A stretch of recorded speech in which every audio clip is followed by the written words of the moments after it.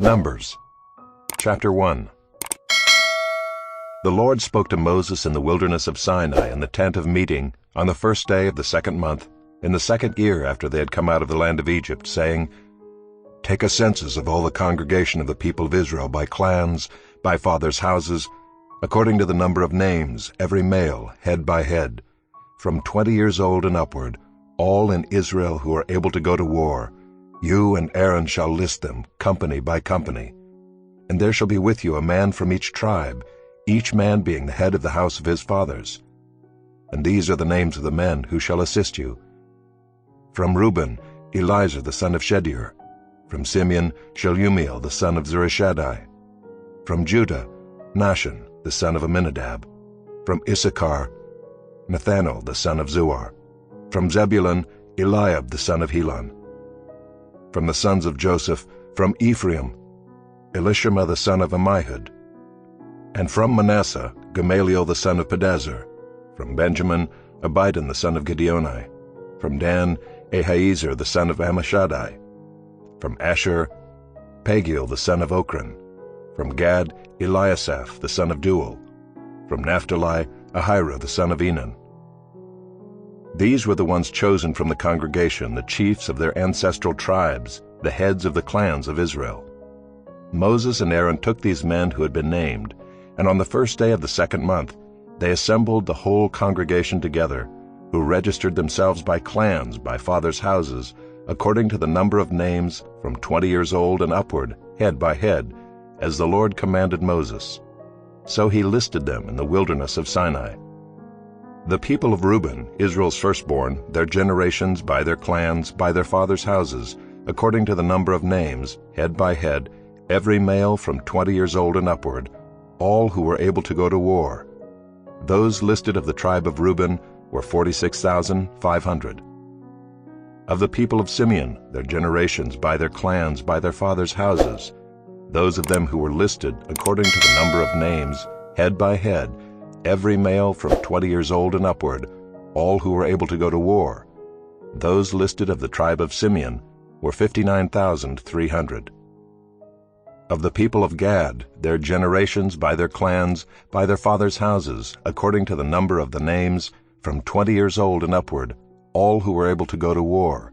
Those listed of the tribe of Gad were 45,650. Of the people of Judah, their generations by their clans, by their fathers' houses, according to the number of names, from 20 years old and upward, every man able to go to war. Those listed of the tribe of Judah were 74,600. Of the people of Issachar, their generations by their clans, by their fathers' houses, according to the number of names, from 20 years old and upward, every man able to go to war. Those listed of the tribe of Issachar were 54,400. Of the people of Zebulun, their generations by their clans, by their fathers' houses, according to the number of names, from 20 years old and upward, every man able to go to war. Those listed of the tribe of Zebulun were 57,400. Of the people of Joseph, namely of the people of Ephraim, their generations by their clans, by their fathers' houses, according to the number of names, from 20 years old and upward, every man able to go to war. Those listed of the tribe of Ephraim were 40,500. Of the people of Manasseh, their generations by their clans, by their fathers' houses, according to the number of names, from 20 years old and upward, every man able to go to war. Those listed of the tribe of Manasseh were 32,200. Of the people of Benjamin, their generations by their clans, by their fathers' houses, according to the number of names, from 20 years old and upward, every man able to go to war. Those listed of the tribe of Benjamin were 35,400. Of the people of Dan, their generations by their clans, by their fathers' houses, according to the number of names, from 20 years old and upward, every man able to go to war. Those listed of the tribe of Dan were 62,700. Of the people of Asher, their generations by their clans, by their fathers' houses, according to the number of names, from 20 years old and upward, every man able to go to war. Those listed of the tribe of Asher were 41,500.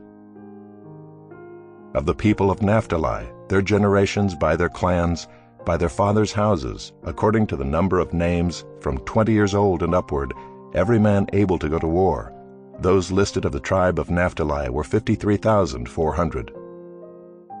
These are those who were listed, whom Moses and Aaron listed with the help of the chiefs of Israel, 12 men, each representing his father's house. So all those listed of the people of Israel by their fathers' houses, from 20 years old and upward, every man able to go to war in Israel, all those listed were 603,550. But the Levites were not listed along with them by their ancestral tribe. For the Lord spoke to Moses, saying, Only the tribe of Levi you shall not list, and you shall not take a census of them among the people of Israel. But appoint the Levites over the tabernacle of the testimony, and over all its furnishings, and over all that belongs to it. They are to carry the tabernacle and all its furnishings, and they shall take care of it, and shall camp around the tabernacle. When the tabernacle is to set out, the Levites shall take it down, and when the tabernacle is to be pitched, the Levites shall set it up. And if any outsider comes near, he shall be put to death. The people of Israel shall pitch their tents by their companies, each man in his own camp, and each man by his own standard. But the Levites shall camp around the tabernacle of the testimony, so that there may be no wrath on the congregation of the people of Israel. And the Levites shall keep guard over the tabernacle of the testimony. Thus did the people of Israel. They did according to all that the Lord commanded Moses.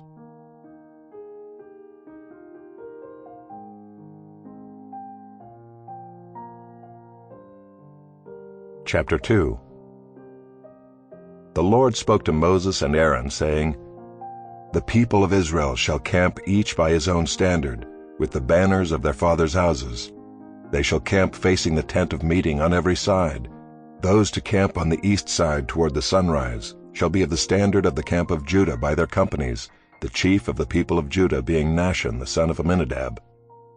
His company as listed being 74,600. Those to camp next to him shall be the tribe of Issachar, the chief of the people of Issachar being Nethanel the son of Zuar, his company as listed being 54,400.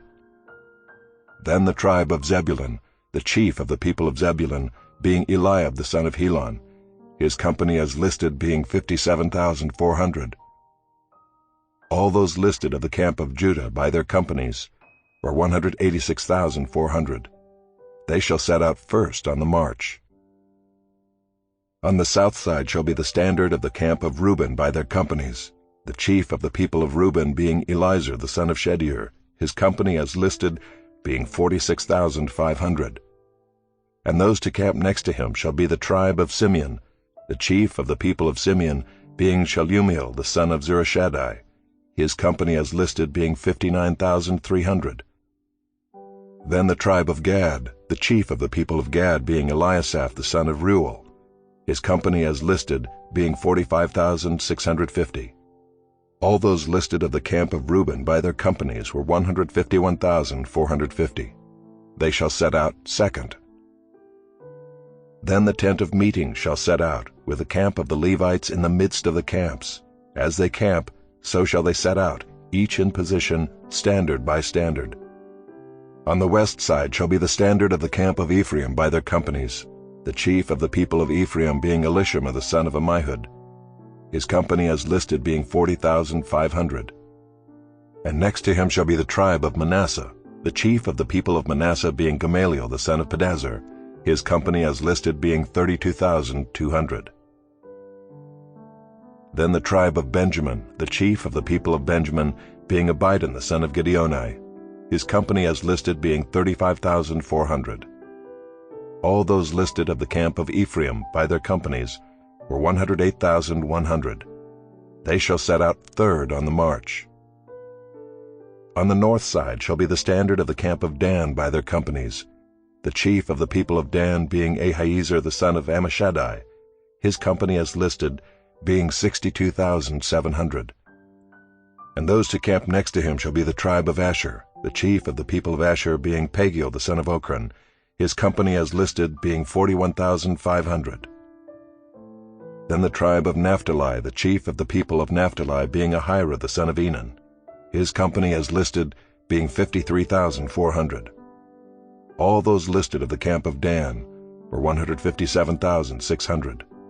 They shall set out last, standard by standard. These are the people of Israel as listed by their fathers' houses. All those listed in the camps by their companies were 603,550. But the Levites were not listed among the people of Israel as the Lord commanded Moses. Thus did the people of Israel, according to all that the Lord commanded Moses, so they camped by their standards, and so they set out, each one in his clan, according to his father's house. Chapter 3. These are the generations of Aaron and Moses at the time when the Lord spoke with Moses on Mount Sinai.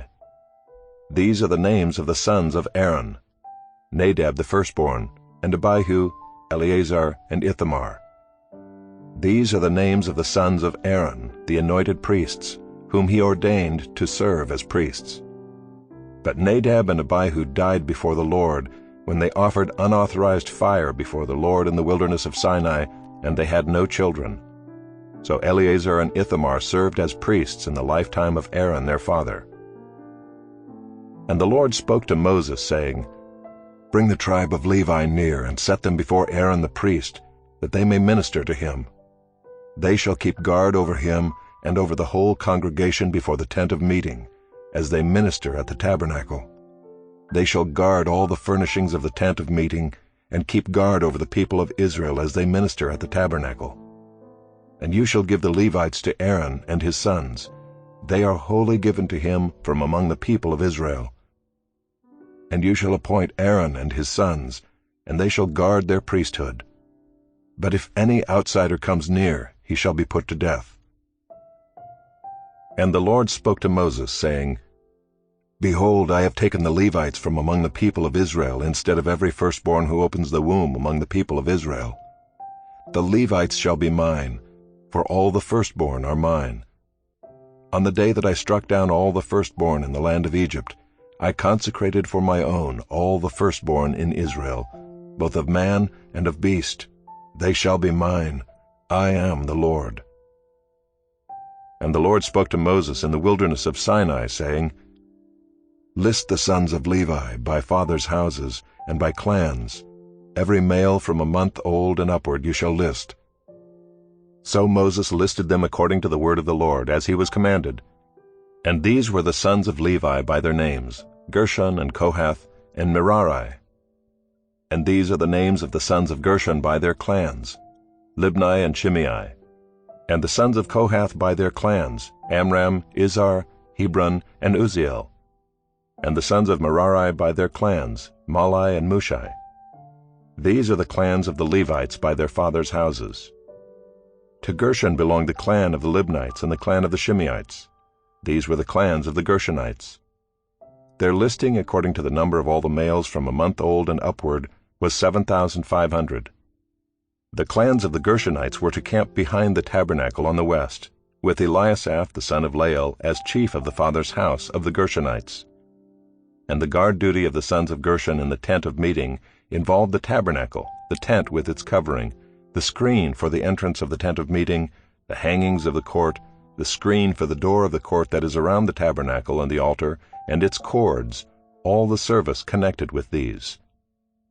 To Kohath belonged the clan of the Amramites, and the clan of the Israelites, and the clan of the Hebronites, and the clan of the Uzzielites. These are the clans of the Kohathites. According to the number of all the males from a month old and upward, there were 8,600 keeping guard over the sanctuary.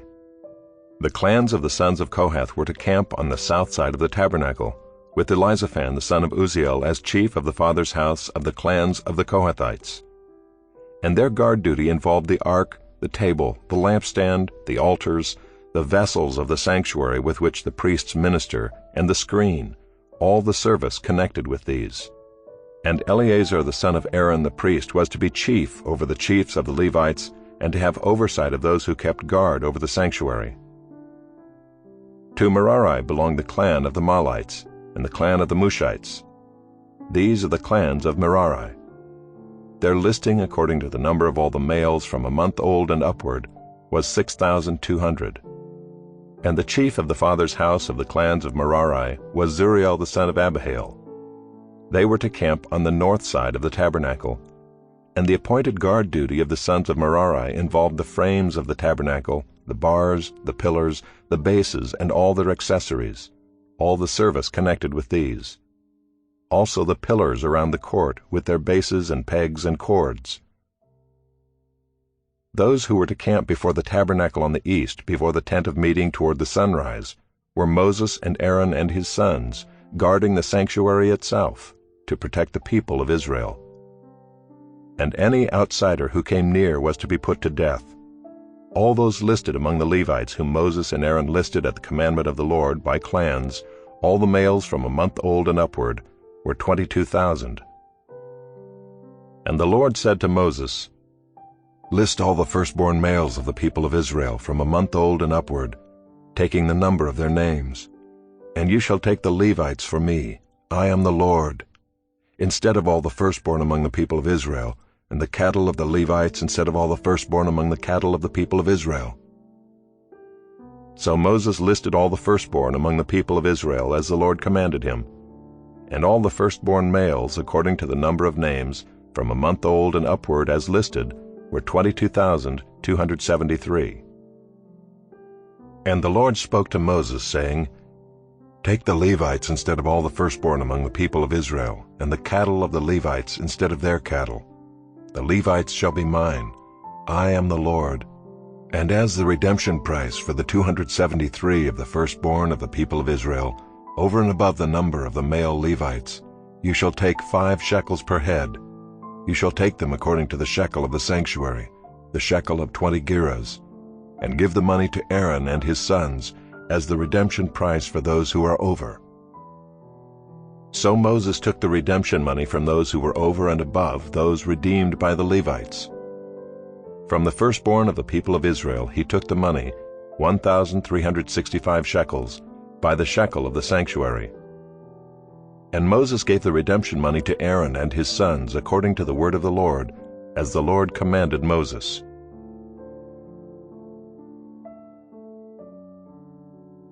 Chapter 4.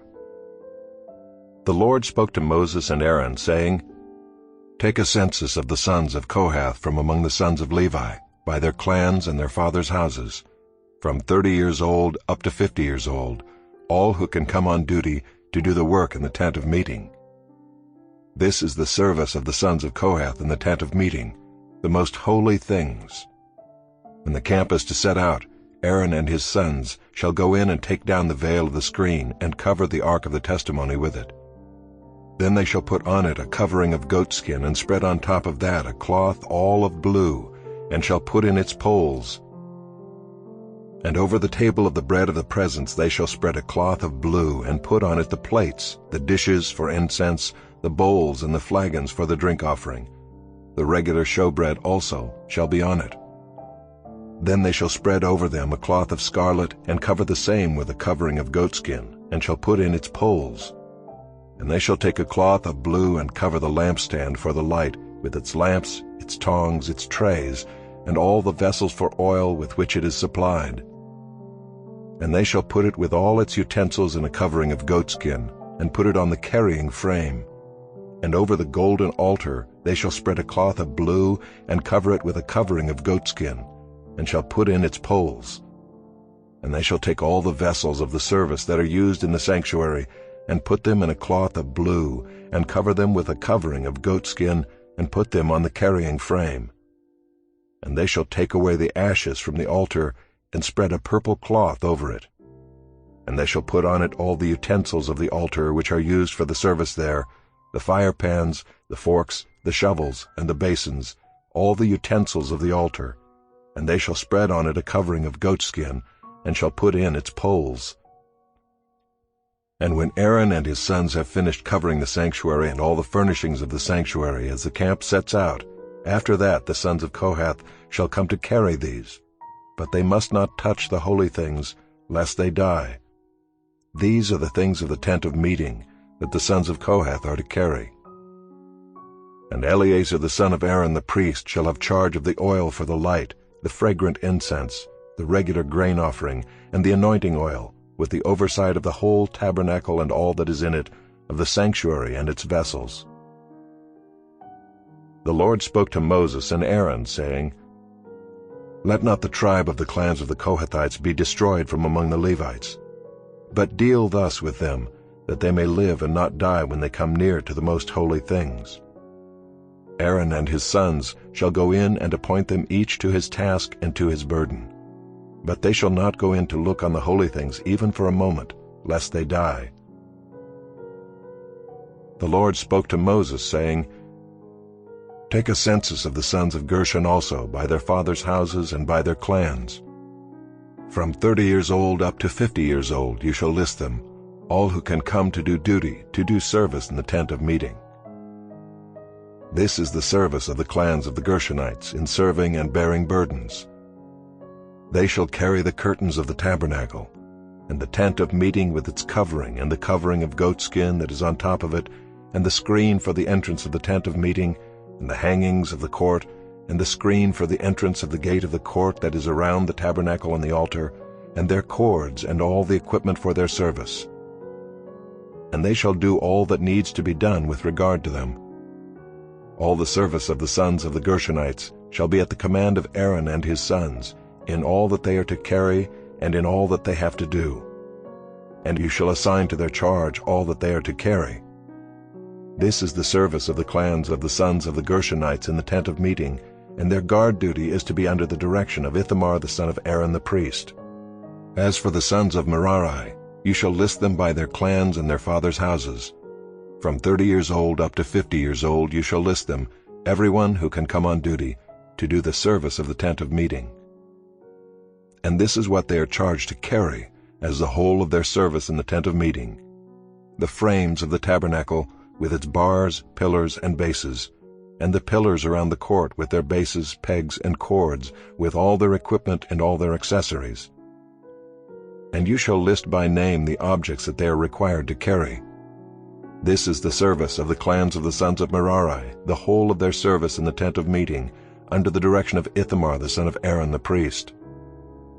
And Moses and Aaron and the chiefs of the congregation listed the sons of the Kohathites by their clans and their fathers' houses, from 30 years old up to 50 years old, everyone who could come on duty for service in the tent of meeting, and those listed by clans were 2,750. This was the list of the clans of the Kohathites, all who served in the tent of meeting, whom Moses and Aaron listed according to the commandment of the Lord by Moses. Those listed of the sons of Gershon by their clans and their fathers' houses, from 30 years old up to 50 years old, everyone who could come on duty for service in the tent of meeting, those listed by their clans and their fathers' houses, were 2,630. This was the list of the clans of the sons of Gershon, all who served in the tent of meeting, whom Moses and Aaron listed according to the commandment of the Lord. Those listed of the clans of the sons of Merari by their clans and their fathers' houses, from 30 years old up to 50 years old, everyone who could come on duty for service in the tent of meeting, those listed by clans were 3,200. This was the list of the clans of the sons of Merari, whom Moses and Aaron listed according to the commandment of the Lord by Moses. All those who were listed of the Levites, whom Moses and Aaron and the chiefs of Israel listed by their clans and their fathers' houses, from 30 years old up to 50 years old, everyone who could come to do the service of ministry and the service of bearing burdens in the tent of meeting, those listed were 8,580. According to the commandment of the Lord through Moses they were listed, each one with his task of serving or carrying. Thus they were listed by him as the Lord commanded Moses.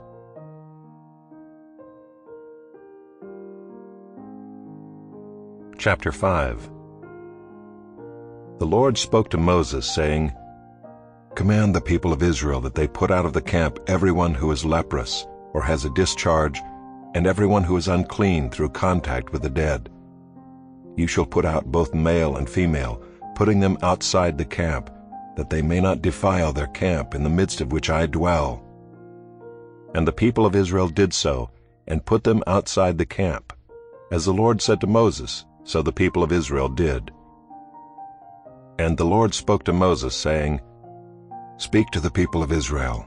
When a man or woman commits any of the sins that people commit by breaking faith with the Lord, and that person realizes his guilt, he shall confess his sin that he has committed, and he shall make full restitution for his wrong, adding a fifth to it, and giving it to him to whom he did the wrong.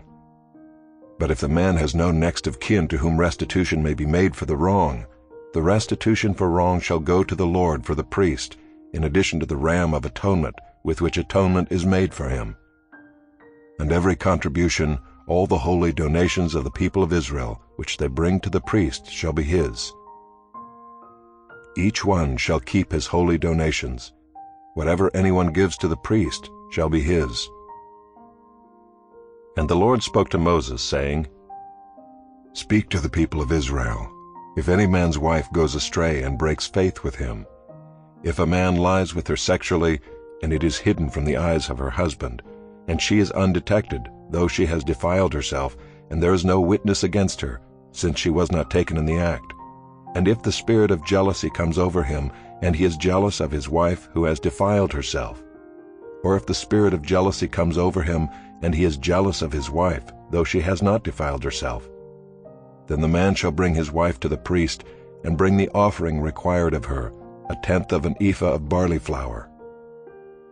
He shall pour no oil on it, and put no frankincense on it, for it is a grain offering of jealousy, a grain offering of remembrance, bringing iniquity to remembrance.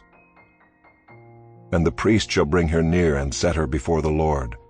And the priest shall take holy water in an earthenware vessel, and take some of the dust that is on the floor of the tabernacle, and put it into the water. And the priest shall set the woman before the Lord, and unbind the hair of the woman's head, and place in her hands the grain offering of remembrance, which is the grain offering of jealousy. And in his hand the priest shall have the water of bitterness that brings the curse. Then the priest shall make her take an oath, saying, "If no man has lain with you, and if you have not turned aside to uncleanness while you were under your husband's authority, be free from this water of bitterness that brings the curse. But if you have gone astray, though you were under your husband's authority, and if you have defiled yourself, and some man other than your husband has lain with you, then let the priest make the woman take the oath of the curse, and say to the woman, 'The Lord make you a curse and an oath among your people, when the Lord makes your thigh fall away and your body swell. May this water that brings the curse pass into your bowels and make your womb swell and your thigh fall away.' And the woman shall say, 'Amen, Amen.' Then the priest shall write these curses in a book, and wash them off into the water of bitterness. And he shall make the woman drink the water of bitterness that brings the curse, and the water that brings the curse shall enter into her, and cause bitter pain. And the priest shall take the grain offering of jealousy out of the woman's hand, and shall wave the grain offering before the Lord, and bring it to the altar. And the priest shall take a handful of the grain offering as its memorial portion, and burn it on the altar, and afterward shall make the woman drink the water. And when he has made her drink the water, then if she has defiled herself and has broken faith with her husband, the water that brings the curse shall enter into her and cause bitter pain, and her womb shall swell, and her thigh shall fall away, and the woman shall become a curse among her people. But if the woman has not defiled herself and is clean, then she shall be free and shall conceive children. This is the law in cases of jealousy, when a wife, though under her husband's authority, goes astray and defiles herself, or when the spirit of jealousy comes over a man, and he is jealous of his wife. Then he shall set the woman before the Lord, and the priest shall carry out for her all this law. The man shall be free from iniquity, but the woman shall bear her iniquity. Chapter 6.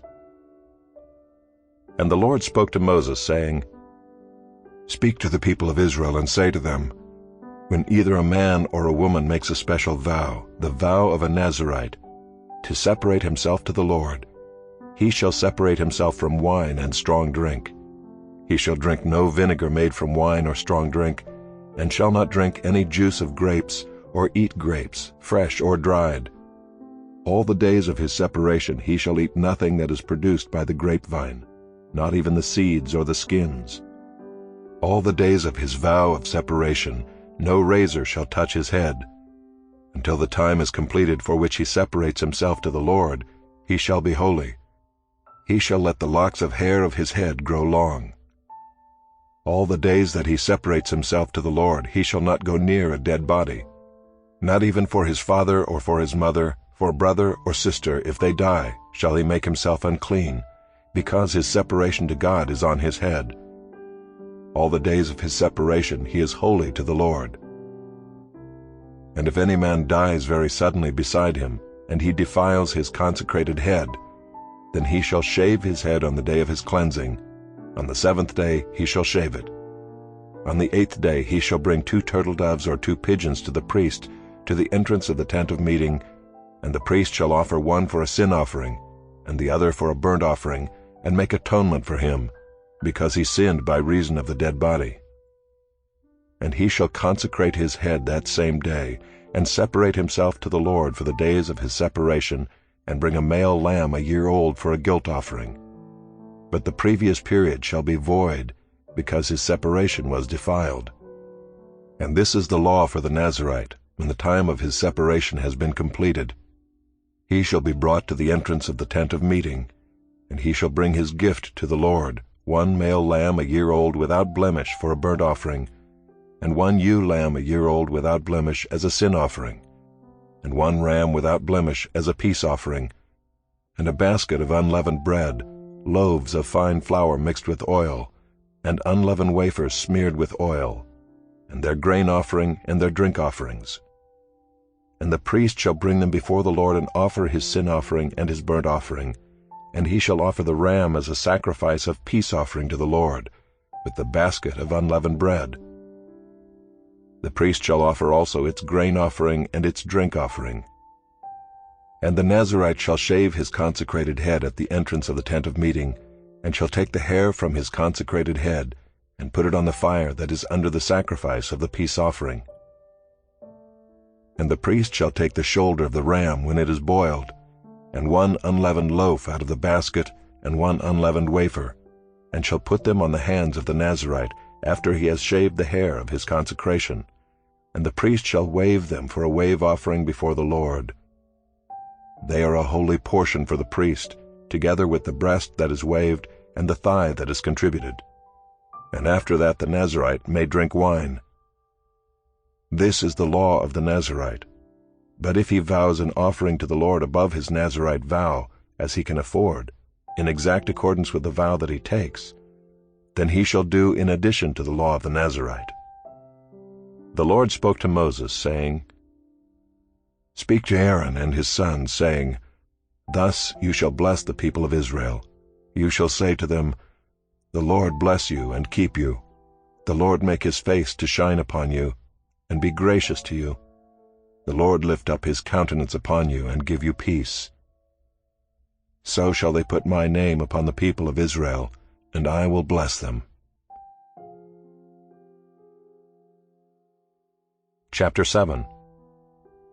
On the day when Moses had finished setting up the tabernacle, and had anointed and consecrated it with all its furnishings, and had anointed and consecrated the altar with all its utensils, the chiefs of Israel, heads of their fathers' houses, who were the chiefs of the tribes, who were over those who were listed, approached and brought their offerings before the Lord, 6 wagons and 12 oxen, a wagon for every 2 of the chiefs, and for each one an ox. They brought them before the tabernacle. Then the Lord said to Moses, Accept these from them, that they may be used in the service of the tent of meeting, and give them to the Levites, to each man according to his service. So Moses took the wagons and the oxen, and gave them to the Levites. 2 wagons and 4 oxen he gave to the sons of Gershon, according to their service.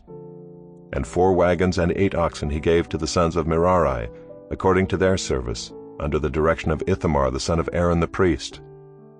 But to the sons of Kohath he gave none, because they were charged with the service of the holy things that had to be carried on the shoulder. And the chiefs offered offerings for the dedication of the altar on the day it was anointed, and the chiefs offered their offering before the altar. And the Lord said to Moses, "They shall offer their offerings, one chief each day, for the dedication of the altar." He who offered his offering the first day was Nahshon the son of Amminadab, of the tribe of Judah. And his offering was 1 silver plate, whose weight was 130 shekels, 1 silver basin of 70 shekels, according to the shekel of the sanctuary, both of them full of fine flour mixed with oil for a grain offering, 1 golden dish of 10 shekels, full of incense, 1 bull from the herd, 1 ram, 1 male lamb a year old for a burnt offering, 1 male goat for a sin offering, and for the sacrifice of peace offerings, 2 oxen, 5 rams, 5 male goats, and 5 male lambs a year old. This was the offering of Nahshon the son of Amminadab. On the second day Nathanael the son of Zuar, the chief of Issachar, made an offering. He offered for his offering 1 silver plate, whose weight was 130 shekels, 1 silver basin of 70 shekels, according to the shekel of the sanctuary, both of them full of fine flour mixed with oil for a grain offering, 1 golden dish of 10 shekels, full of incense, 1 bull from the herd, 1 ram, 1 male lamb a year old for a burnt offering, 1 male goat for a sin offering, and for the sacrifice of peace offerings, 2 oxen, 5 rams, 5 male goats, and 5 male lambs a year old. This was the offering of Nathanael the son of Zuar. On the third day Eliab the son of Helon, the chief of the people of Zebulun. His offering was 1 silver plate, whose weight was 130 shekels, 1 silver basin of 70 shekels, according to the shekel of the sanctuary, both of them full of fine flour mixed with oil for a grain offering, 1 golden dish of 10 shekels, full of incense, 1 bull from the herd, 1 ram, 1 male lamb a year old for a burnt offering, 1 male goat for a sin offering, and for the sacrifice of peace offerings, 2 oxen, 5 rams, 5 male goats, and 5 male lambs a year old. This was the offering of Eliab the son of Helon. On the fourth day Elizur the son of Shedeur, the chief of the people of Reuben. His offering was 1 silver plate, whose weight was 130 shekels, 1 silver basin of 70 shekels, according to the shekel of the sanctuary, both of them full of fine flour mixed with oil for a grain offering, 1 golden dish of 10 shekels, full of incense, 1 bull from the herd, 1 ram, 1 male lamb a year old for a burnt offering, 1 male goat for a sin offering, and for the sacrifice of peace offerings, 2 oxen, 5 rams, 5 male goats, and 5 male lambs a year old. This was the offering of Elizur the son of Shedeur. On the fifth day Shelumiel the son of Zurishaddai, the chief of the people of Simeon. His offering was 1 silver plate, whose weight was 130 shekels, 1 silver basin of 70 shekels, according to the shekel of the sanctuary, both of them full of fine flour mixed with oil for a grain offering, 1 golden dish of 10 shekels, full of incense, 1 bull from the herd, 1 ram, 1 male lamb a year old for a burnt offering, 1 male goat for a sin offering, and for the sacrifice of peace offerings, 2 oxen, 5 rams, 5 male goats, and 5 male lambs a year old. This was the offering of Shelumiel the son of Zurishaddai. On the sixth day Eliasaph the son of Deuel, the chief of the people of Gad. His offering was 1 silver plate, whose weight was 130 shekels, 1 silver basin of 70 shekels, according to the shekel of the sanctuary, both of them full of fine flour mixed with oil for a grain offering, 1 golden dish of 10 shekels, full of incense, 1 bull from the herd, 1 ram, 1 male lamb a year old for a burnt offering, 1 male goat for a sin offering, and for the sacrifice of peace offerings, 2 oxen, 5 rams, 5 male goats, and 5 male lambs a year old. This was the offering of Eliasaph the son of Deuel. On the seventh day Elishama the son of Ammihud, the chief of the people of Ephraim. His offering was 1 silver plate, whose weight was 130 shekels, 1 silver basin of 70 shekels, according to the shekel of the sanctuary, both of them full of fine flour mixed with oil for a grain offering, 1 golden dish of 10 shekels, full of incense, 1 bull from the herd, 1 ram, 1 male lamb a year old for a burnt offering, 1 male goat for a sin offering, and for the sacrifice of peace offerings, 2 oxen, 5 rams, 5 male goats, and 5 male lambs a year old. This was the offering of Elishama the son of Ammihud.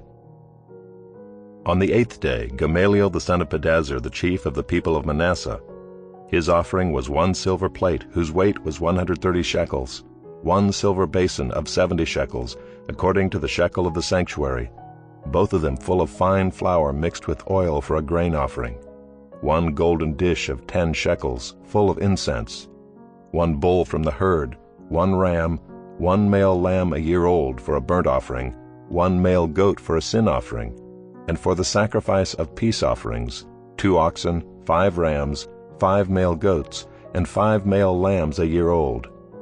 This was the offering of Gamaliel the son of Pedazur. On the 9th day, Abidan the son of Gideoni, the chief of the people of Benjamin, his offering was 1 silver plate, whose weight was 130 shekels, 1 silver basin of 70 shekels, according to the shekel of the sanctuary, both of them full of fine flour mixed with oil for a grain offering, 1 golden dish of 10 shekels, full of incense, 1 bull from the herd, 1 ram, 1 male lamb a year old for a burnt offering, 1 male goat for a sin offering, and for the sacrifice of peace offerings, 2 oxen, 5 rams, 5 male goats, and 5 male lambs a year old. This was the offering of Abidan the son of Gideoni. On the 10th day, Ahiezer the son of Ammishaddai, the chief of the people of Dan, his offering was 1 silver plate, whose weight was 130 shekels, 1 silver basin of 70 shekels, according to the shekel of the sanctuary, both of them full of fine flour mixed with oil for a grain offering, 1 golden dish of 10 shekels, full of incense, 1 bull from the herd, 1 ram, 1 male lamb a year old for a burnt offering, 1 male goat for a sin offering, and for the sacrifice of peace offerings, 2 oxen, 5 rams, 5 male goats, and 5 male lambs a year old. This was the offering of Ahiezer the son of Ammishaddai. On the 11th day, Pagiel the son of Ochran, the chief of the people of Asher, his offering was 1 silver plate, whose weight was 130 shekels, 1 silver basin of 70 shekels, according to the shekel of the sanctuary, both of them full of fine flour mixed with oil for a grain offering, 1 golden dish of 10 shekels, full of incense, 1 bull from the herd, 1 ram, 1 male lamb a year old for a burnt offering, 1 male goat for a sin offering, and for the sacrifice of peace offerings, 2 oxen, 5 rams, 5 male goats, and 5 male lambs a year old. This was the offering of Pagiel the son of Ochran. On the 12th day, Ahira the son of Enan, the chief of the people of Naphtali, his offering was 1 silver plate, whose weight was 130 shekels, 1 silver basin of 70 shekels, according to the shekel of the sanctuary, both of them full of fine flour mixed with oil for a grain offering, 1 golden dish of 10 shekels, full of incense, 1 bull from the herd, 1 ram, 1 male lamb a year old for a burnt offering, 1 male goat for a sin offering, and for the sacrifice of peace offerings, 2 oxen, 5 rams, 5 male goats, and 5 male lambs a year old. This was the offering of Ahira the son of Enan. This was the dedication offering for the altar on the day when it was anointed, from the chiefs of Israel, 12 silver plates, 12 silver basins, 12 golden dishes, each silver plate weighing 130 shekels, and each basin 70. All the silver of the vessels, 2,400 shekels according to the shekel of the sanctuary. The 12 golden dishes full of incense, weighing 10 shekels apiece according to the shekel of the sanctuary, all the gold of the dishes being 120 shekels. All the cattle for the burnt offering, 12 bulls, 12 rams, 12 male lambs a year old, with their grain offering, and 12 male goats for a sin offering, and all the cattle for the sacrifice of peace offerings, 24 bulls, the rams 60, the male goats 60, the male lambs a year old 60. This was the dedication offering for the altar after it was anointed.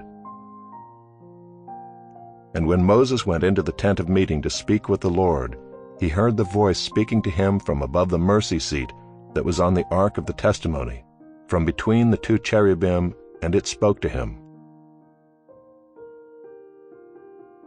Chapter 8. Now the Lord spoke to Moses, saying, Speak to Aaron and say to him, When you set up the lamps, the 7 lamps shall give light in front of the lampstand. And Aaron did so. He set up its lamps in front of the lampstand, as the Lord commanded Moses. And this was the workmanship of the lampstand, hammered work of gold. From its base to its flowers it was hammered work, according to the pattern that the Lord had shown Moses. So he made the lampstand. And the Lord spoke to Moses, saying, Take the Levites from among the people of Israel and cleanse them. Thus you shall do to them to cleanse them. Sprinkle the water of purification upon them, and let them go with a razor over all their body, and wash their clothes and cleanse themselves. Then let them take a bull from the herd, and its grain offering of fine flour mixed with oil, and you shall take another bull from the herd for a sin offering. And you shall bring the Levites before the tent of meeting, and assemble the whole congregation of the people of Israel. When you bring the Levites before the Lord, the people of Israel shall lay their hands on the Levites. And Aaron shall offer the Levites before the Lord as a wave offering from the people of Israel, that they may do the service of the Lord. Then the Levites shall lay their hands on the heads of the bulls, and you shall offer the one for a sin offering, and the other for a burnt offering to the Lord, to make atonement for the Levites. And you shall set the Levites before Aaron and his sons, and shall offer them as a wave offering to the Lord. Thus you shall separate the Levites from among the people of Israel, and the Levites shall be mine. And after that the Levites shall go in to serve at the tent of meeting, when you have cleansed them and offered them as a wave offering. For they are wholly given to me from among the people of Israel. Instead of all who open the womb, the firstborn of all the people of Israel, I have taken them for myself. For all the firstborn among the people of Israel are mine, both of man and of beast. On the day that I struck down all the firstborn in the land of Egypt, I consecrated them for myself, and I have taken the Levites instead of all the firstborn among the people of Israel. And I have given the Levites as a gift to Aaron and his sons from among the people of Israel, to do the service for the people of Israel at the tent of meeting, and to make atonement for the people of Israel, that there may be no plague among the people of Israel when the people of Israel come near the sanctuary. Thus did Moses and Aaron and all the congregation of the people of Israel to the Levites. According to all that the Lord commanded Moses concerning the Levites, the people of Israel did to them. And the Levites purified themselves from sin and washed their clothes, and Aaron offered them as a wave offering before the Lord, and Aaron made atonement for them to cleanse them. And after that the Levites went in to do their service in the tent of meeting before Aaron and his sons, as the Lord had commanded Moses concerning the Levites, so they did to them. And the Lord spoke to Moses, saying, This applies to the Levites. From 25 years old and upward they shall come to do duty in the service of the tent of meeting, and from the age of 50 years they shall withdraw from the duty of the service, and serve no more. They minister to their brothers in the tent of meeting by keeping guard, but they shall do no service. Thus shall you do to the Levites in assigning their duties. Chapter 9. And the Lord spoke to Moses in the wilderness of Sinai in the 1st month of the 2nd year after they had come out of the land of Egypt, saying, Let the people of Israel keep the Passover at its appointed time. On the 14th day of this month, at twilight, you shall keep it at its appointed time. According to all its statutes and all its rules you shall keep it. So Moses told the people of Israel that they should keep the Passover. And they kept the Passover in the 1st month, on the 14th day of the month, at twilight, in the wilderness of Sinai, according to all that the Lord commanded Moses, so the people of Israel did. And there were certain men who were unclean through touching a dead body, so that they could not keep the Passover on that day. And they came before Moses and Aaron on that day. And those men said to him, We are unclean through touching a dead body. Why are we kept from bringing the Lord's offering at its appointed time among the people of Israel? And Moses said to them, Wait that I may hear what the Lord will command concerning you.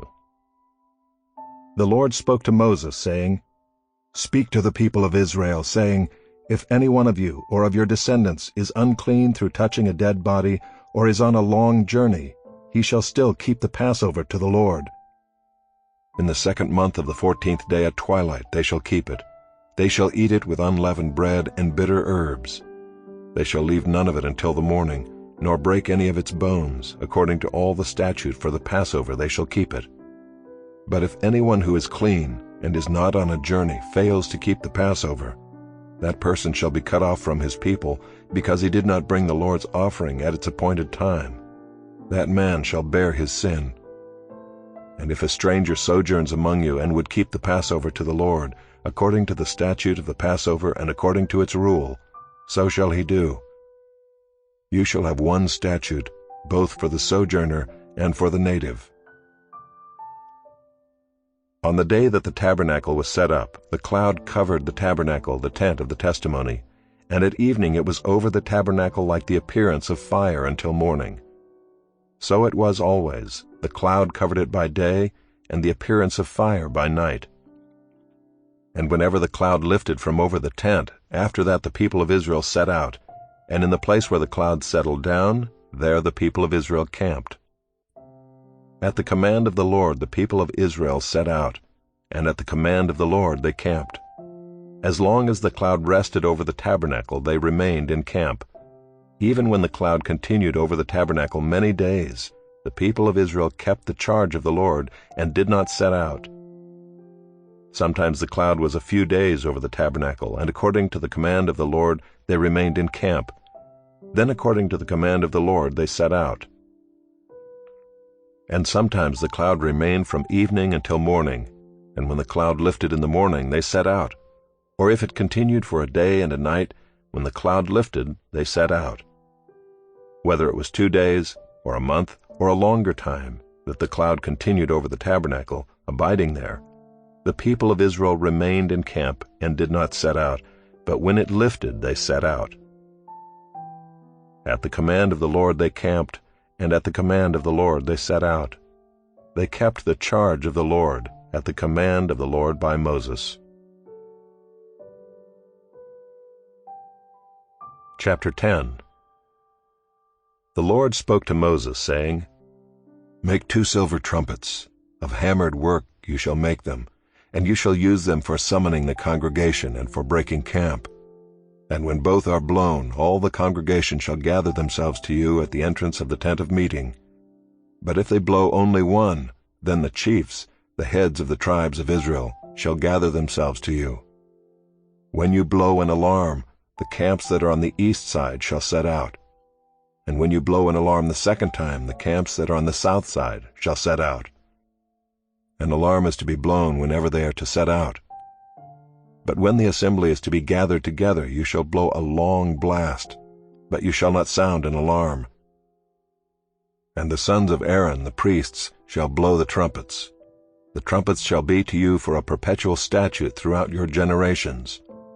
And when you go to war in your land against the adversary who oppresses you, then you shall sound an alarm with the trumpets, that you may be remembered before the Lord your God, and you shall be saved from your enemies.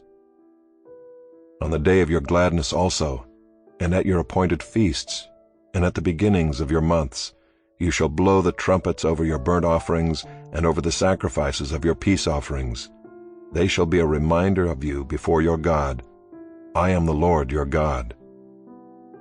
In the 2nd year, in the 2nd month, on the 20th day of the month, the cloud lifted from over the tabernacle of the testimony, and the people of Israel set out by stages from the wilderness of Sinai.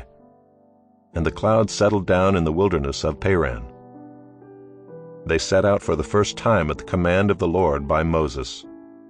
The standard of the camp of the people of Judah set out first by their companies, and over their company was Nahshon the son of Amminadab. And over the company of the tribe of the people of Issachar was Nathanael the son of Zuar. And over the company of the tribe of the people of Zebulun was Eliab the son of Helon. And when the tabernacle was taken down, the sons of Gershon and the sons of Merari, who carried the tabernacle, set out. And the standard of the camp of Reuben set out by their companies, and over their company was Elizur the son of Shedeur. And over the company of the tribe of the people of Simeon was Shelumiel the son of Zurishaddai. And over the company of the tribe of the people of Gad was Eliasaph the son of Deuel. Then the Kohathites set out, carrying the holy things, and the tabernacle was set up before their arrival. And the standard of the camp of the people of Ephraim set out by their companies, and over their company was Elishama the son of Ammihud. And over the company of the tribe of the people of Manasseh was Gamaliel the son of Pedazur. And over the company of the tribe of the people of Benjamin was Abidan the son of Gideoni. Then the standard of the camp of the people of Dan, acting as the rear guard of all the camps, set out by their companies, and over their company was Ahiezer the son of Ammishaddai. And over the company of the tribe of the people was Asher, was Pagiel the son of Ochran. And over the company of the tribe of the people of Naphtali was Ahira the son of Enan. This was the order of march of the people of Israel by their companies when they set out. And Moses said to Hobab the son of Reuel the Midianite, Moses' father-in-law, "We are setting out for the place of which the Lord said, 'I will give it to you.' Come with us, and we will do good to you, for the Lord has promised good to Israel." But he said to him, "I will not go, I will depart to my own land and to my kindred." And he said, "Please do not leave us, for you know where we should camp in the wilderness, and you will serve as eyes for us. And if you do go with us, whatever good the Lord will do to us, the same will we do to you." So they set out from the mount of the Lord 3 days' journey, and the ark of the covenant of the Lord went before them 3 days' journey, to seek out a resting place for them. And the cloud of the Lord was over them by day, whenever they set out from the camp. And whenever the ark set out, Moses said, "Arise, O Lord, and let your enemies be scattered, and let those who hate you flee before you." And when it rested, he said, "Return, O Lord, to the 10,000 thousands of Israel."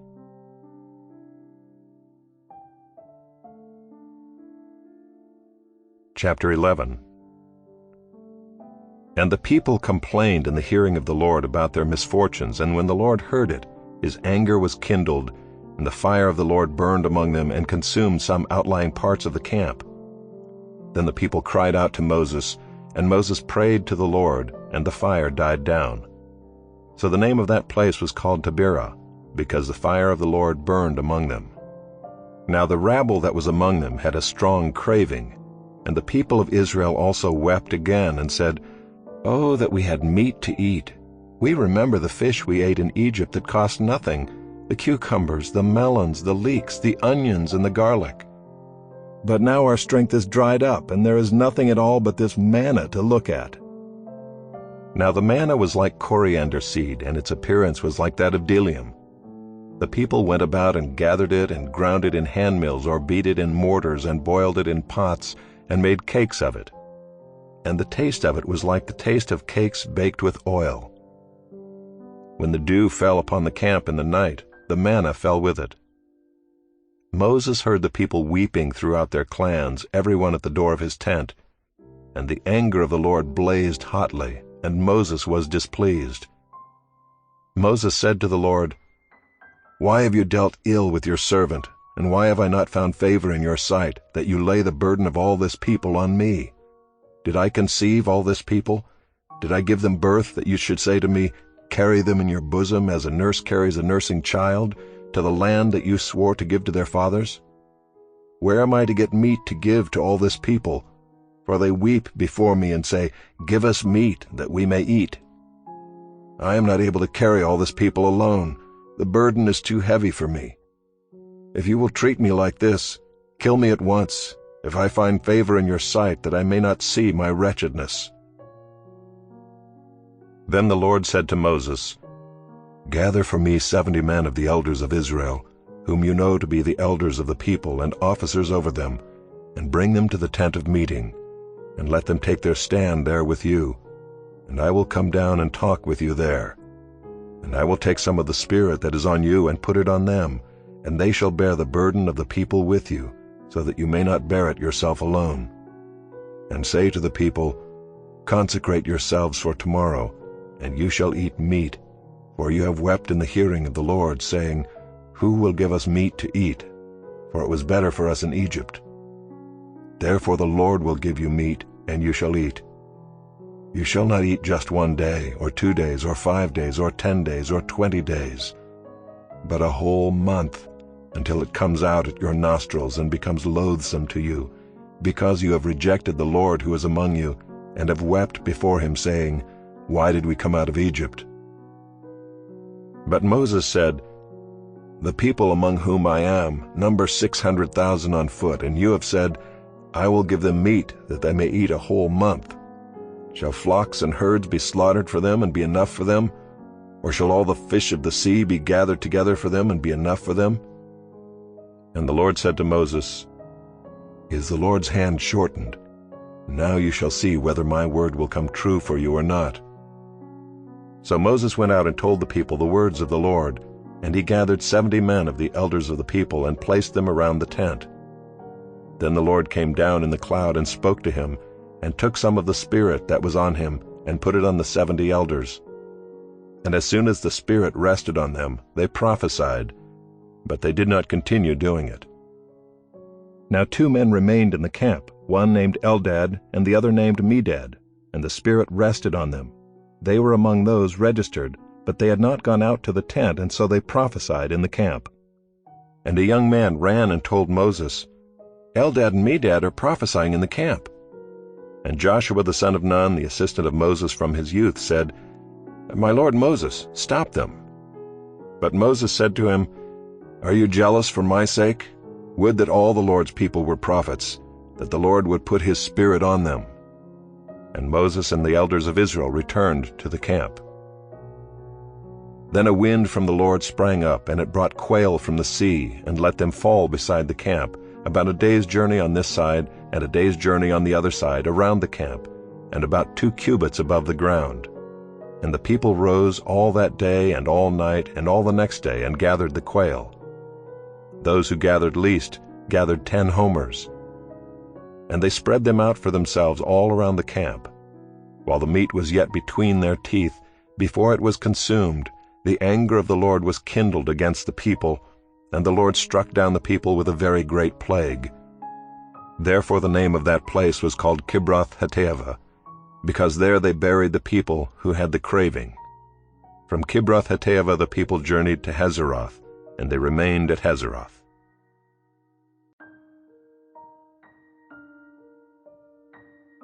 Chapter 12. Miriam and Aaron spoke against Moses because of the Cushite woman whom he had married, for he had married a Cushite woman. And they said, Has the Lord indeed spoken only through Moses? Has he not spoken through us also? And the Lord heard it. Now the man Moses was very meek, more than all people who were on the face of the earth. And suddenly the Lord said to Moses and to Aaron and Miriam, Come out, you 3, to the tent of meeting. And the 3 of them came out. And the Lord came down in a pillar of cloud, and stood at the entrance of the tent, and called Aaron and Miriam, and they both came forward. And he said, Hear my words. If there is a prophet among you, I, the Lord, make myself known to him in a vision. I speak with him in a dream. Not so with my servant Moses. He is faithful in all my house. With him I speak mouth to mouth, clearly and not in riddles. And he beholds the form of the Lord. Why then were you not afraid to speak against my servant Moses? And the anger of the Lord was kindled against them, and he departed. When the cloud removed from over the tent, behold, Miriam was leprous, like snow. And Aaron turned toward Miriam, and behold, she was leprous. And Aaron said to Moses, O my Lord, do not punish us because we have done foolishly and have sinned. Let her not be as one dead, whose flesh is half eaten away when he comes out of his mother's womb. And Moses cried to the Lord, O God, please heal her, please. But the Lord said to Moses, If her father had but spit in her face, should she not be shamed 7 days? Let her be shut outside the camp 7 days, and after that she may be brought in again. So Miriam was shut outside the camp 7 days, and the people did not set out on the march till Miriam was brought in again. After that the people set out from Hazeroth and camped in the wilderness of Paran.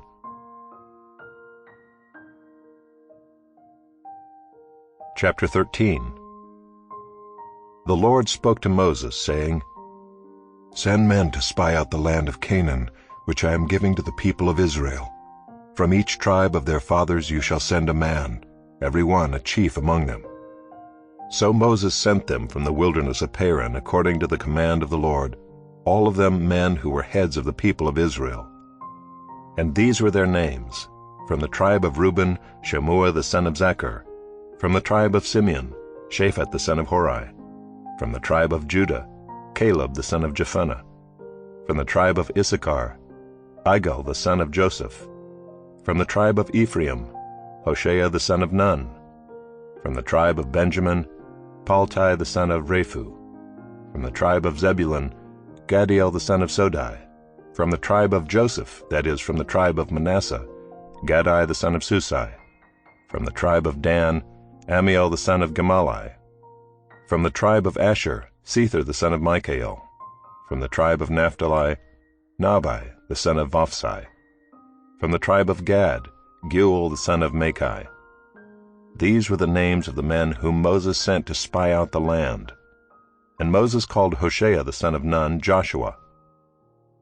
Moses sent them to spy out the land of Canaan, and said to them, "Go up into the Negeb, and go up into the hill country, and see what the land is, and whether the people who dwell in it are strong or weak, whether they are few or many, and whether the land that they dwell in is good or bad, and whether the cities that they dwell in are camps or strongholds, and whether the land is rich or poor, and whether there are trees in it or not. Be of good courage and bring some of the fruit of the land." Now the time was the season of the first ripe grapes. So they went up and spied out the land from the wilderness of Zin to Rehob, near Lebo-Hamath. They went up into the Negeb and came to Hebron. Ahiman, Sheshai, and Talmai, the descendants of Anak, were there. Hebron was built 7 years before Zoan in Egypt. And they came to the valley of Eshcol, and cut down from there a branch with a single cluster of grapes, and they carried it on a pole between two of them. They also brought some pomegranates and figs. That place was called the valley of Eshcol because of the cluster that the people of Israel cut down from there. At the end of 40 days they returned from spying out the land, and they came to Moses and Aaron and to all the congregation of the people of Israel in the wilderness of Paran at Kadesh. They brought back word to them and to all the congregation, and showed them the fruit of the land. And they told him, "We came to the land to which you sent us. It flows with milk and honey, and this is its fruit. However, the people who dwell in the land are strong, and the cities are fortified and very large. And besides, we saw the descendants of Anak there. The Amalekites dwell in the land of the Negeb. The Hittites, the Jebusites, and the Amorites dwell in the hill country.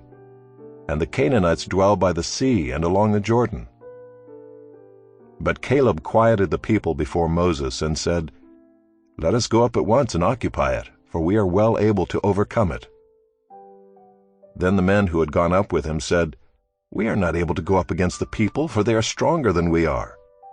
So they brought to the people of Israel a bad report of the land that they had spied out, saying, "The land through which we have gone to spy it out is a land that devours its inhabitants, and all the people that we saw in it are of great height. And there we saw the Nephilim, the sons of Anak, who come from the Nephilim. And we seemed to ourselves like grasshoppers, and so we seemed to them."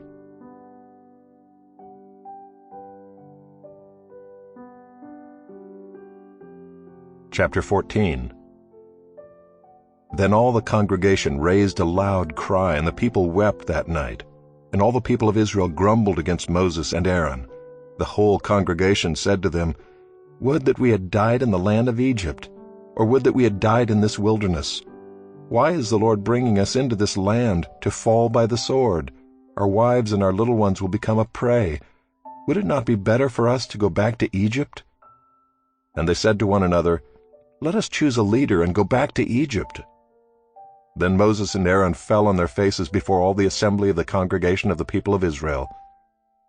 And Joshua the son of Nun and Caleb the son of Jephunneh, who were among those who had spied out the land, tore their clothes, and said to all the congregation of the people of Israel, "The land which we passed through to spy it out is an exceedingly good land. If the Lord delights in us, he will bring us into this land and give it to us, a land that flows with milk and honey. Only do not rebel against the Lord, and do not fear the people of the land, for they are bread for us.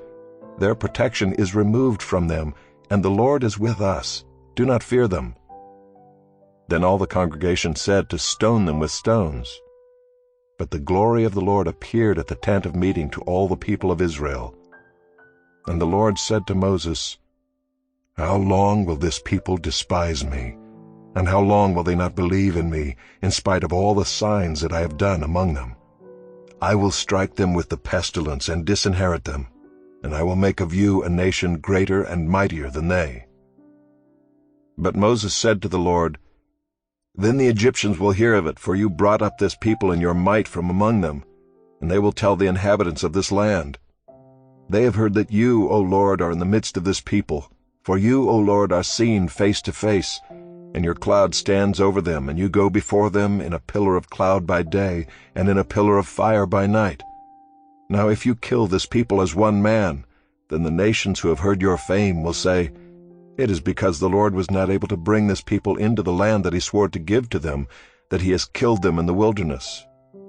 And now please let the power of the Lord be great as you have promised, saying, 'The Lord is slow to anger and abounding in steadfast love, forgiving iniquity and transgression.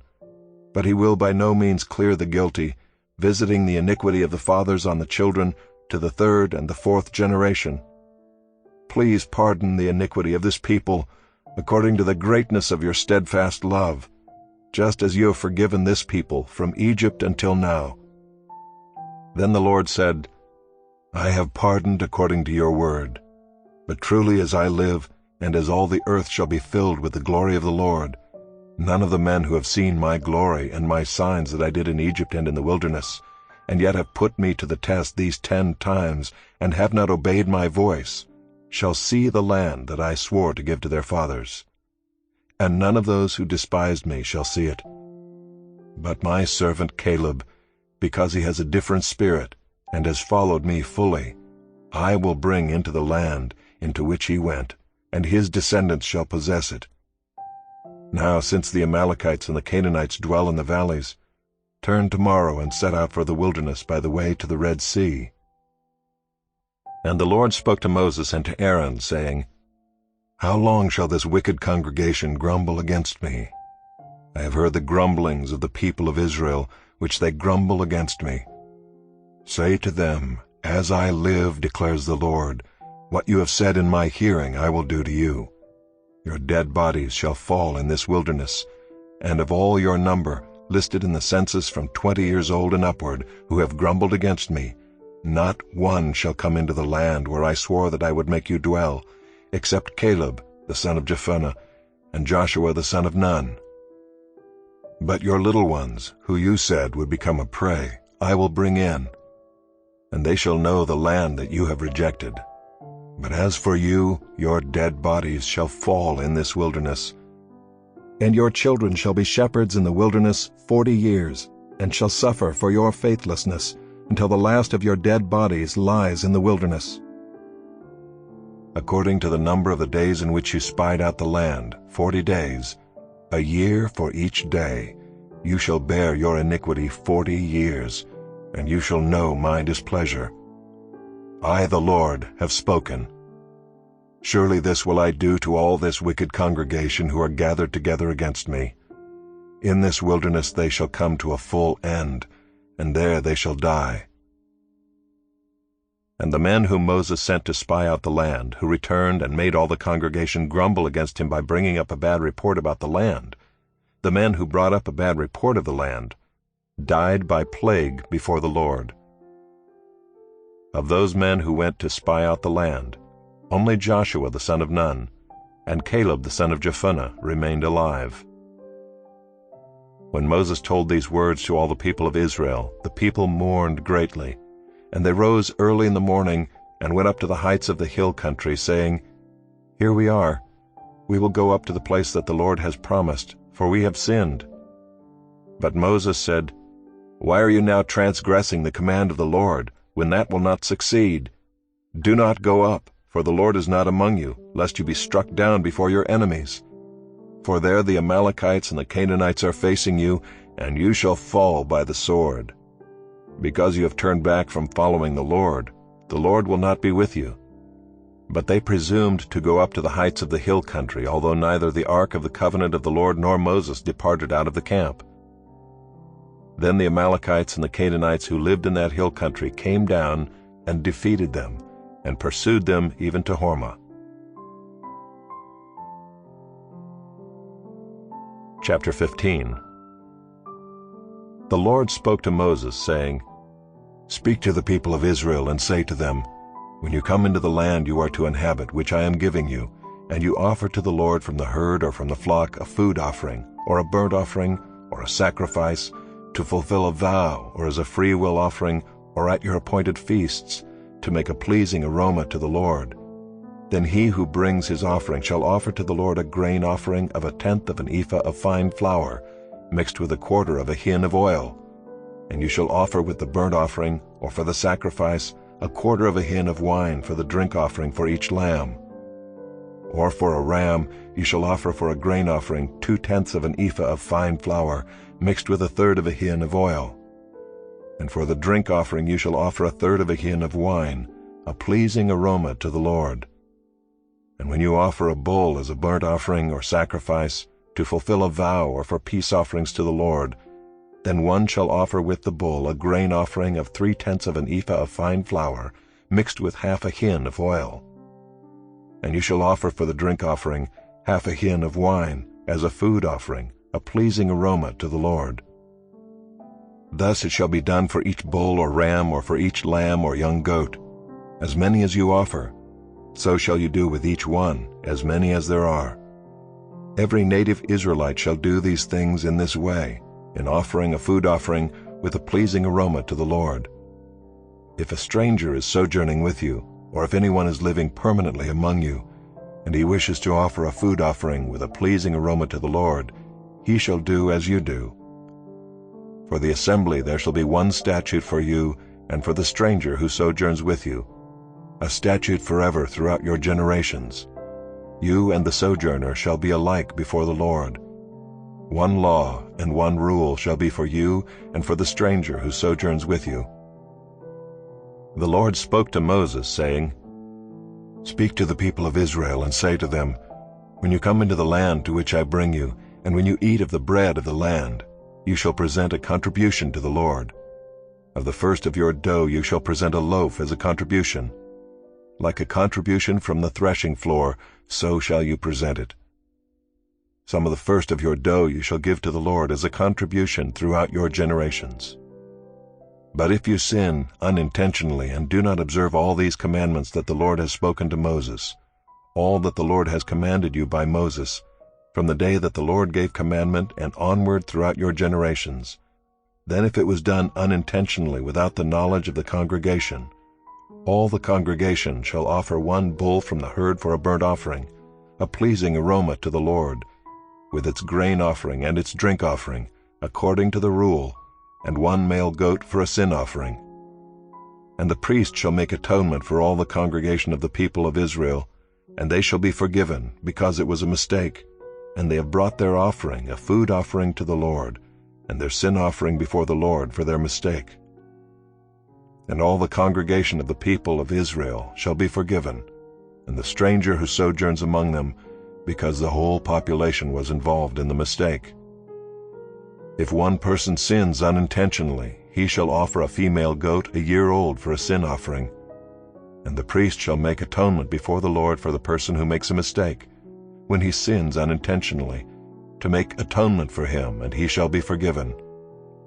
You shall have one law for him who does anything unintentionally, for him who is native among the people of Israel, and for the stranger who sojourns among them. But the person who does anything with a high hand, whether he is native or a sojourner, reviles the Lord, and that person shall be cut off from among his people. Because he has despised the word of the Lord and has broken his commandment, that person shall be utterly cut off. His iniquity shall be on him. While the people of Israel were in the wilderness, they found a man gathering sticks on the Sabbath day. And those who found him gathering sticks brought him to Moses and Aaron and to all the congregation. They put him in custody because it had not been made clear what should be done to him. And the Lord said to Moses, "The man shall be put to death.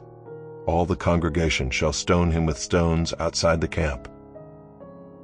And all the congregation brought him outside the camp and stoned him to death with stones, as the Lord commanded Moses.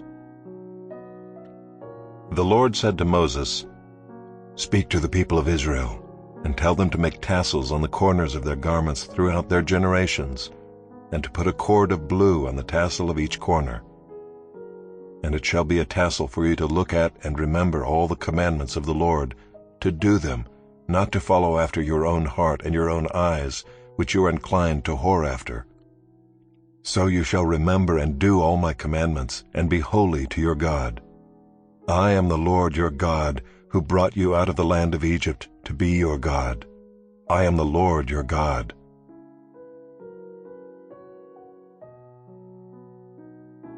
Chapter 16.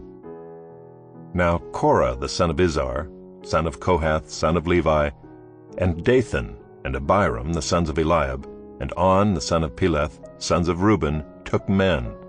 And they rose up before Moses with a number of the people of Israel, 250 chiefs of the congregation, chosen from the assembly, well-known men.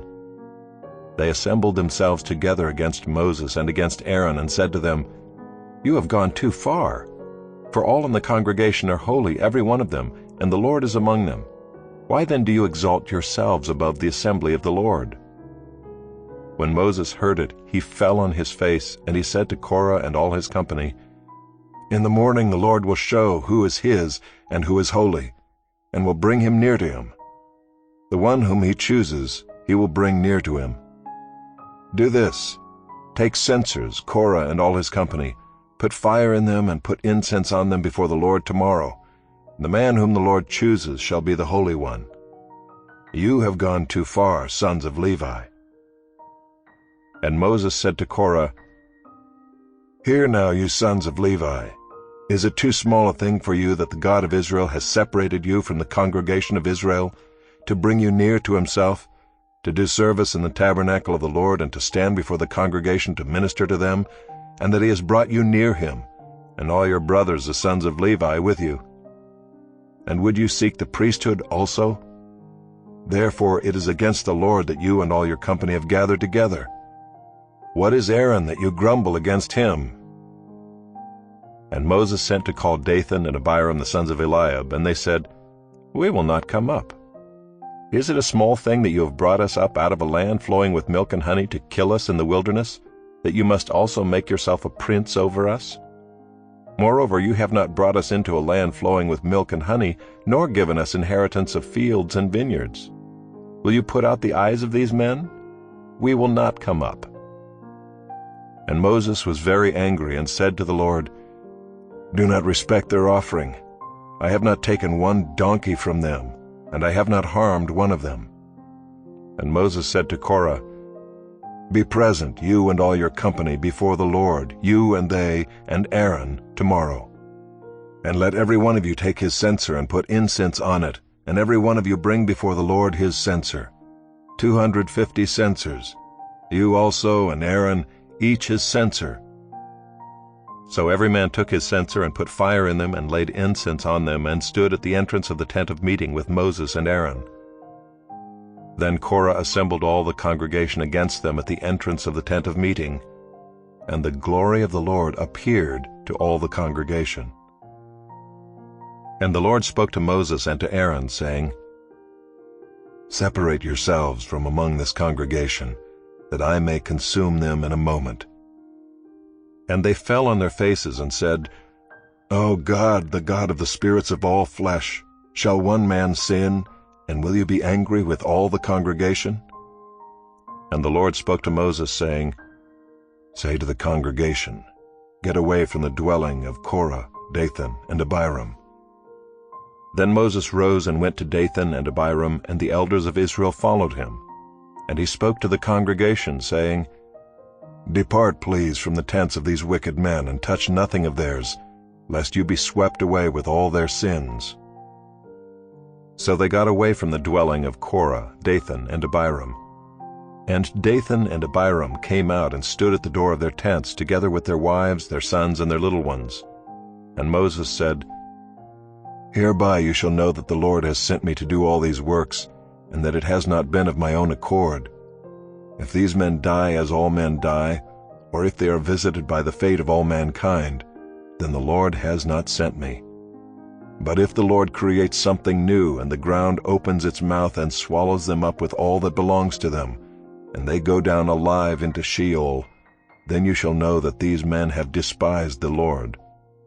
And as soon as he had finished speaking all these words, the ground under them split apart, and the earth opened its mouth and swallowed them up, with their households and all the people who belonged to Korah and all their goods. So they and all that belonged to them went down alive into Sheol, and the earth closed over them, and they perished from the midst of the assembly. And all Israel who were around them fled at their cry, for they said, Lest the earth swallow us up. And fire came out from the Lord and consumed the 250 men offering the incense. Then the Lord spoke to Moses, saying, Tell Eleazar the son of Aaron the priest to take up the censers out of the blaze. Then scatter the fire far and wide, for they have become holy. As for the censers of these men who have sinned at the cost of their lives, let them be made into hammered plates as a covering for the altar, for they offered them before the Lord, and they became holy. Thus they shall be assigned to the people of Israel. So Eleazar the priest took the bronze censers which those who were burned had offered, and they were hammered out as a covering for the altar, to be a reminder to the people of Israel, so that no outsider who is not of the descendants of Aaron should draw near to burn incense before the Lord, lest he become like Korah and his company, as the Lord said to him through Moses. But on the next day all the congregation of the people of Israel grumbled against Moses and against Aaron, saying, You have killed the people of the Lord. And when the congregation had assembled against Moses and against Aaron, they turned toward the tent of meeting. And behold, the cloud covered it, and the glory of the Lord appeared. And Moses and Aaron came to the front of the tent of meeting, and the Lord spoke to Moses, saying, Get away from the midst of this congregation, that I may consume them in a moment. And they fell on their faces. And Moses said to Aaron, Take your censer and put fire on it from off the altar, and lay incense on it, and carry it quickly to the congregation, and make atonement for them. For wrath has gone out from the Lord, the plague has begun. So Aaron took it as Moses said, and ran into the midst of the assembly. And behold, the plague had already begun among the people. And he put on the incense, and made atonement for the people. And he stood between the dead and the living, and the plague was stopped. Now those who died in the plague were 14,700, besides those who died in the affair of Korah. And Aaron returned to Moses at the entrance of the tent of meeting when the plague was stopped. Chapter 17. The Lord spoke to Moses, saying, Speak to the people of Israel, and get from them staffs, one for each father's house, from all their chiefs according to their fathers' houses, 12 staffs. Write each man's name on his staff, and write Aaron's name on the staff of Levi. For there shall be one staff for the head of each father's house. Then you shall deposit them in the tent of meeting before the testimony, where I meet with you. And the staff of the man whom I choose shall sprout. Thus I will make to cease from me the grumblings of the people of Israel, which they grumble against you. Moses spoke to the people of Israel, and all their chiefs gave him staffs, one for each chief, according to their fathers' houses, 12 staffs. And the staff of Aaron was among their staffs. And Moses deposited the staffs before the Lord in the tent of the testimony. On the next day Moses went into the tent of the testimony, and behold, the staff of Aaron for the house of Levi had sprouted and put forth buds and produced blossoms, and it bore ripe almonds. Then Moses brought out all the staffs from before the Lord to all the people of Israel. And they looked, and each man took his staff. And the Lord said to Moses, Put back the staff of Aaron before the testimony, to be kept as a sign for the rebels, that you may make an end of their grumblings against me, lest they die. Thus did Moses, as the Lord commanded him, so he did. And the people of Israel said to Moses, Behold, we perish, we are undone, we are all undone. Everyone who comes near to the tabernacle of the Lord shall die. Are we all to perish?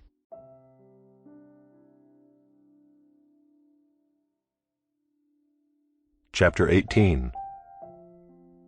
So the Lord said to Aaron, You and your sons and your father's house with you shall bear iniquity connected with the sanctuary, and you and your sons with you shall bear iniquity connected with your priesthood. And with you bring your brothers also, the tribe of Levi, the tribe of your father, that they may join you and minister to you while you and your sons with you are before the tent of the testimony. They shall keep guard over you and over the whole tent, but shall not come near to the vessels of the sanctuary or to the altar, lest they and you die.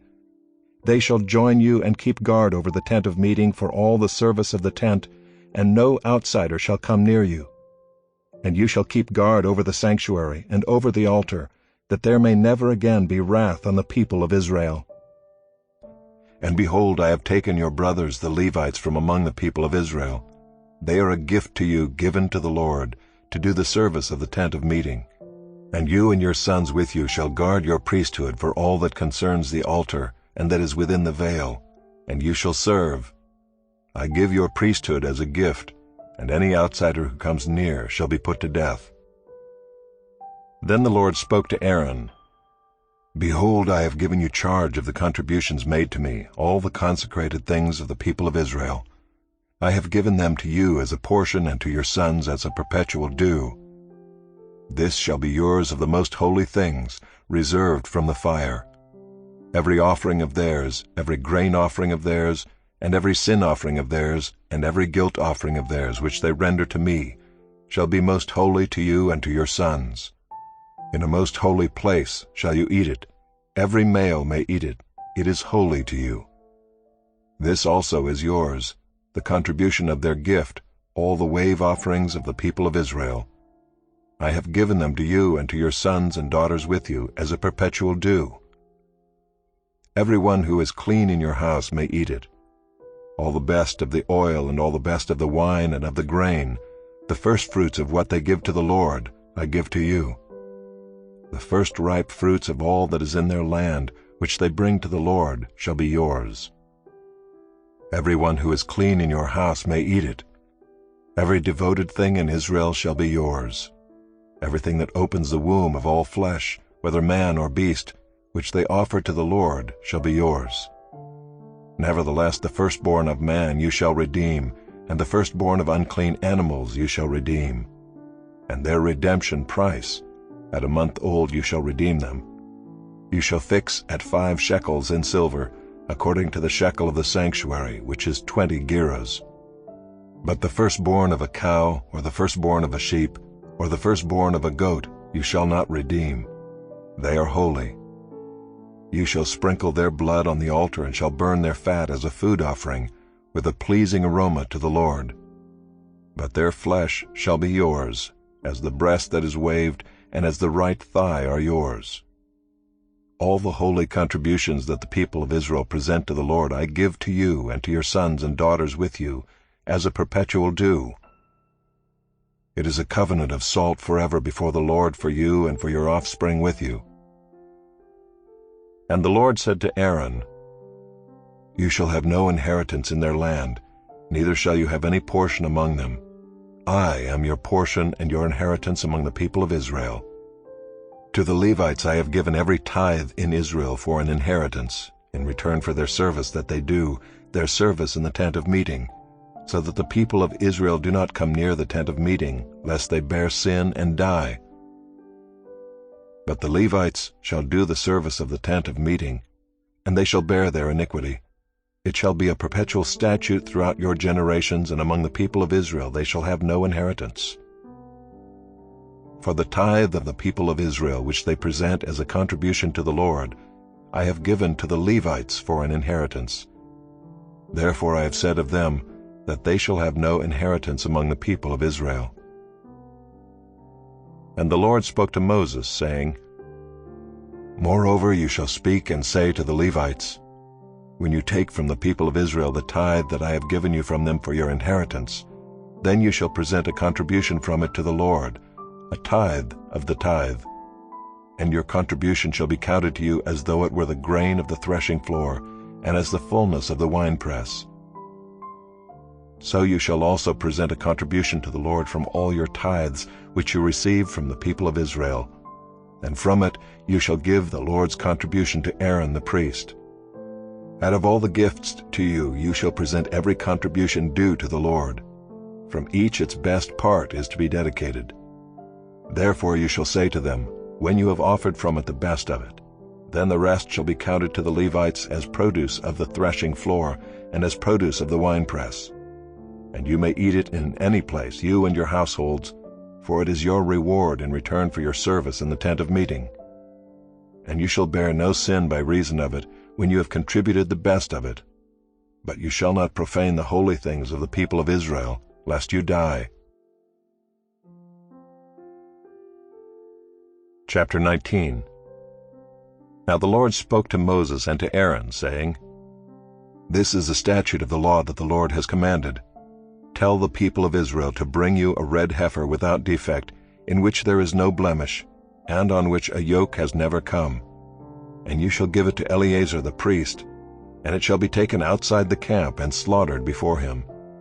And Eleazar the priest shall take some of its blood with his finger, and sprinkle some of its blood toward the front of the tent of meeting 7 times. And the heifer shall be burned in his sight, its skin, its flesh, and its blood with its dung shall be burned. And the priest shall take cedar wood and hyssop and scarlet yarn, and throw them into the fire, burning the heifer. Then the priest shall wash his clothes and bathe his body in water, and afterward he may come into the camp. But the priest shall be unclean until evening. The one who burns the heifer shall wash his clothes in water and bathe his body in water, and shall be unclean until evening. And a man who is clean shall gather up the ashes of the heifer and deposit them outside the camp in a clean place. And they shall be kept for the water for impurity for the congregation of the people of Israel. It is a sin offering. And the one who gathers the ashes of the heifer shall wash his clothes and be unclean until evening. And this shall be a perpetual statute for the people of Israel, and for the stranger who sojourns among them. Whoever touches the dead body of any person shall be unclean 7 days. He shall cleanse himself with the water on the 3rd day, and on the 7th day, and so be clean.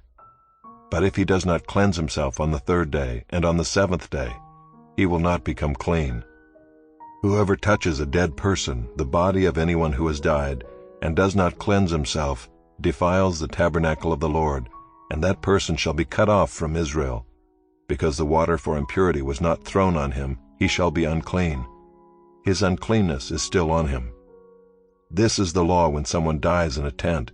Everyone who comes into the tent and everyone who is in the tent shall be unclean 7 days.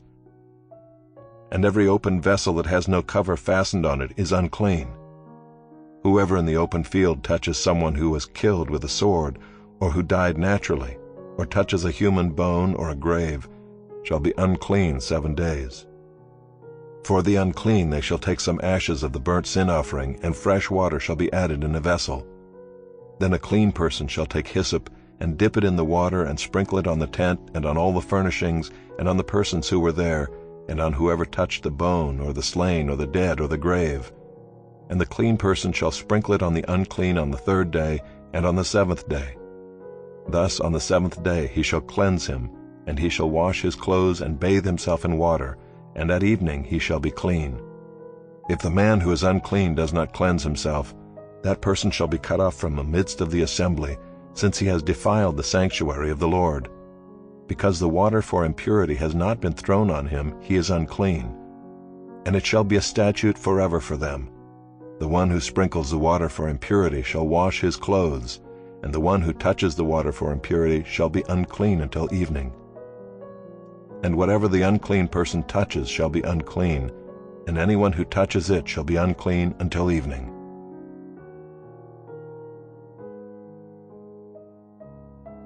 Chapter 20.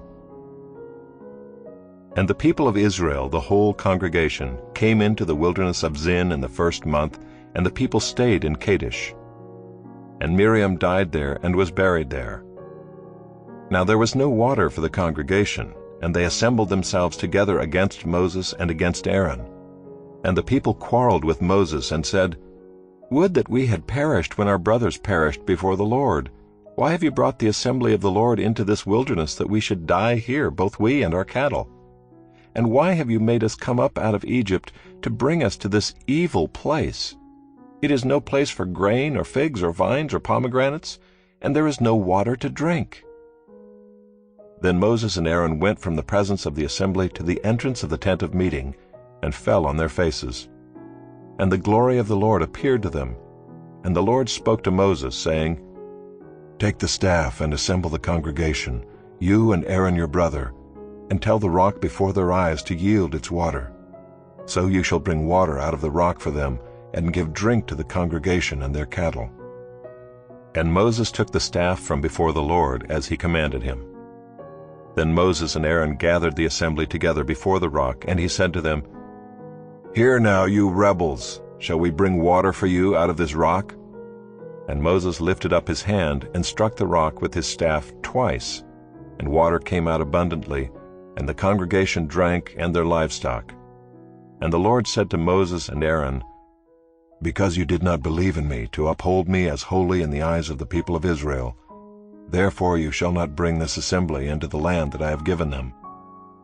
These are the waters of Meribah, where the people of Israel quarreled with the Lord, and through them he showed himself holy. Moses sent messengers from Kadesh to the king of Edom. "Thus says your brother Israel, you know all the hardship that we have met, how our fathers went down to Egypt, and we lived in Egypt a long time, and the Egyptians dealt harshly with us and our fathers. And when we cried to the Lord, he heard our voice and sent an angel and brought us out of Egypt. And here we are in Kadesh, a city on the edge of your territory. Please let us pass through your land. We will not pass through field or vineyard or drink water from a well. We will go along the king's highway. We will not turn aside to the right hand or to the left until we have passed through your territory." But Edom said to him, "You shall not pass through, lest I come out with the sword against you." And the people of Israel said to him, "We will go up by the highway, and if we drink of your water, I and my livestock, then I will pay for it. Let me only pass through on foot, nothing more." But he said, "You shall not pass through." And Edom came out against them with a large army and with a strong force. Thus Edom refused to give Israel passage through his territory, so Israel turned away from him. And they journeyed from Kadesh, and the people of Israel, the whole congregation, came to Mount Hor. And the Lord said to Moses and Aaron at Mount Hor, on the border of the land of Edom, "Let Aaron be gathered to his people, for he shall not enter the land that I have given to the people of Israel, because you rebelled against my command at the waters of Meribah. Take Aaron and Eleazar his son, and bring them up to Mount Hor, and strip Aaron of his garments, and put them on Eleazar his son. And Aaron shall be gathered to his people, and shall die there." Moses did as the Lord commanded. And they went up to Mount Hor in the sight of all the congregation. And Moses stripped Aaron of his garments, and put them on Eleazar his son. And Aaron died there on the top of the mountain. Then Moses and Eleazar came down from the mountain. And when all the congregation saw that Aaron had perished, all the house of Israel wept for Aaron 30 days. Chapter 21. When the Canaanite, the king of Arad, who lived in the Negeb, heard that Israel was coming by the way of Atharim, he fought against Israel and took some of them captive. And Israel vowed a vow to the Lord and said, "If you will indeed give this people into my hand, then I will devote their cities to destruction."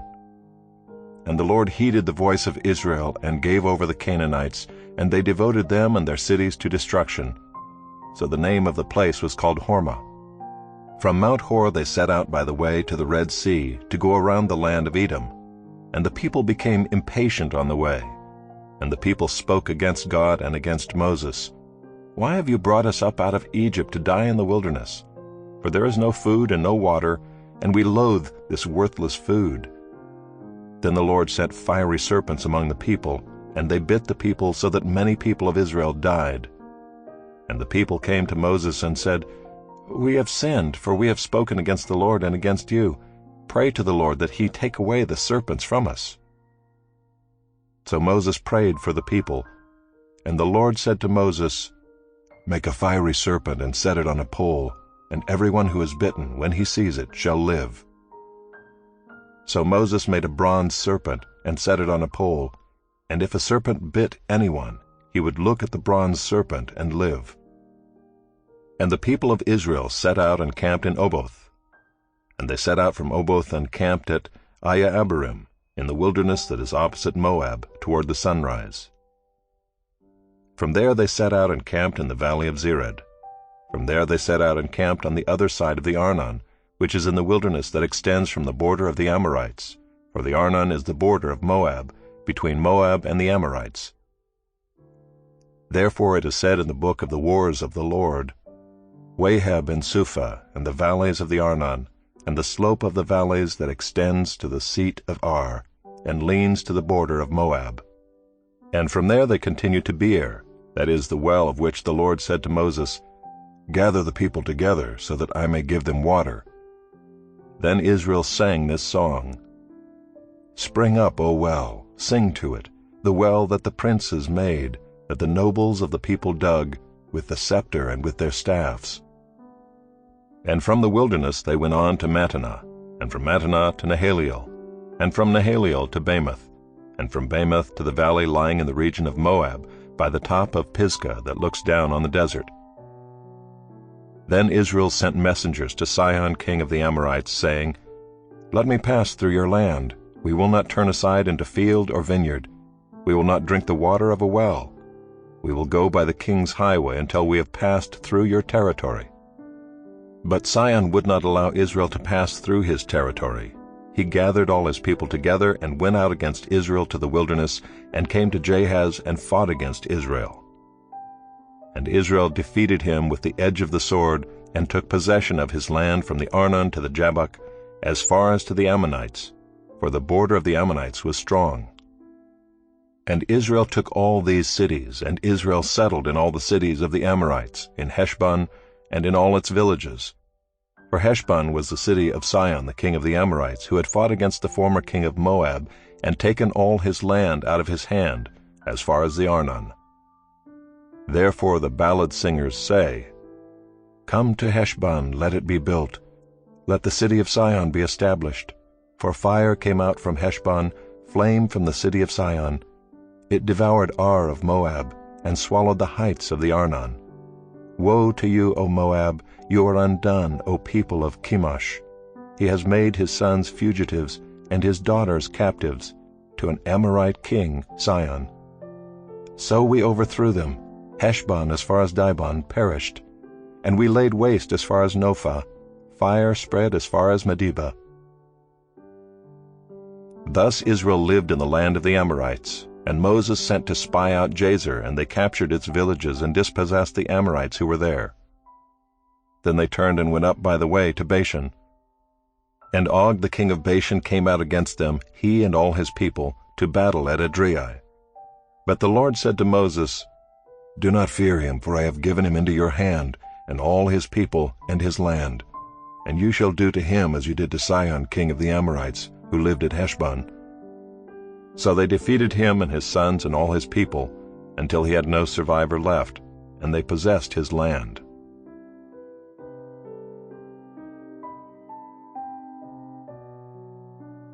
Chapter 22. Then the people of Israel set out and camped in the plains of Moab, beyond the Jordan at Jericho. And Balak the son of Zippor saw all that Israel had done to the Amorites. And Moab was in great dread of the people, because they were many. Moab was overcome with fear of the people of Israel. And Moab said to the elders of Midian, "This horde will now lick up all that is around us, as the ox licks up the grass of the field." So Balak the son of Zippor, who was king of Moab at that time, sent messengers to Balaam the son of Beor at Pethor, which is near the river in the land of the people of Ammah, to call him, saying, "Behold, a people has come out of Egypt. They cover the face of the earth, and they are dwelling opposite me. Come now, curse this people for me, since they are too mighty for me. Perhaps I shall be able to defeat them and drive them from the land, for I know that he whom you bless is blessed, and he whom you curse is cursed." So the elders of Moab and the elders of Midian departed with the fees for divination in their hand. And they came to Balaam and gave him Balak's message. And he said to them, "Lodge here tonight, and I will bring back word to you as the Lord speaks to me." So the princes of Moab stayed with Balaam. And God came to Balaam and said, "Who are these men with you?" And Balaam said to God, "Balak the son of Zippor, king of Moab, has sent to me, saying, Behold, a people has come out of Egypt, and it covers the face of the earth. Now come, curse them for me. Perhaps I shall be able to fight against them and drive them out." God said to Balaam, "You shall not go with them. You shall not curse the people, for they are blessed." So Balaam rose in the morning and said to the princes of Balak, "Go to your own land, for the Lord has refused to let me go with you."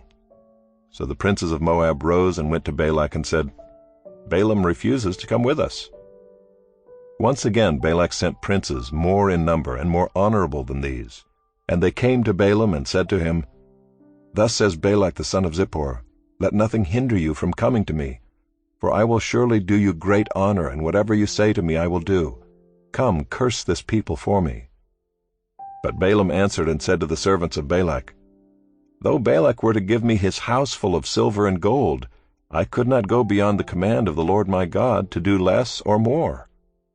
So you too, please stay here tonight, that I may know what more the Lord will say to me." And God came to Balaam at night and said to him, "If the men have come to call you, rise, go with them, but only do what I tell you." So Balaam rose in the morning and saddled his donkey and went with the princes of Moab. But God's anger was kindled because he went, and the angel of the Lord took his stand in the way as his adversary. Now he was riding on the donkey, and his two servants were with him. And the donkey saw the angel of the Lord standing in the road, with a drawn sword in his hand. And the donkey turned aside out of the road and went into the field. And Balaam struck the donkey to turn her into the road. Then the angel of the Lord stood in a narrow path between the vineyards, with a wall on either side. And when the donkey saw the angel of the Lord, she pushed against the wall and pressed Balaam's foot against the wall. So he struck her again. Then the angel of the Lord went ahead and stood in a narrow place, where there was no way to turn either to the right or to the left. When the donkey saw the angel of the Lord, she lay down under Balaam. And Balaam's anger was kindled, and he struck the donkey with his staff. Then the Lord opened the mouth of the donkey, and she said to Balaam, "What have I done to you, that you have struck me these 3 times?" And Balaam said to the donkey, "Because you have made a fool of me. I wish I had a sword in my hand, for then I would kill you." And the donkey said to Balaam, "Am I not your donkey, on which you have ridden all your life long to this day? Is it my habit to treat you this way?" And he said, "No." Then the Lord opened the eyes of Balaam, and he saw the angel of the Lord standing in the way with his drawn sword in his hand. And he bowed down and fell on his face. And the angel of the Lord said to him, "Why have you struck your donkey these 3 times? Behold, I have come out to oppose you, because your way is perverse before me. The donkey saw me, and turned aside before me these 3 times. If she had not turned aside from me, surely just now I would have killed you and let her live."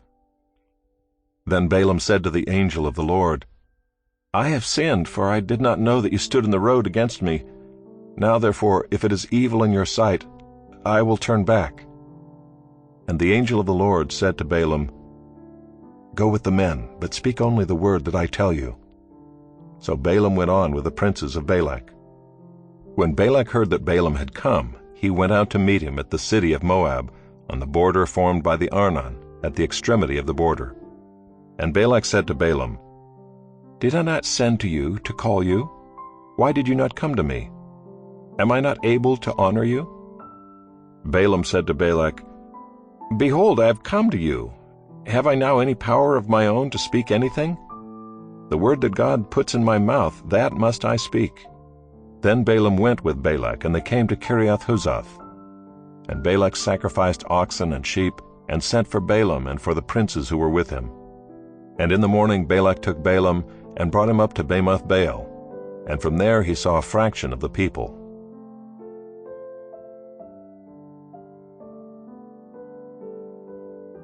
Chapter 23. And Balaam said to Balak, "Build for me here 7 altars, and prepare for me here 7 bulls and 7 rams."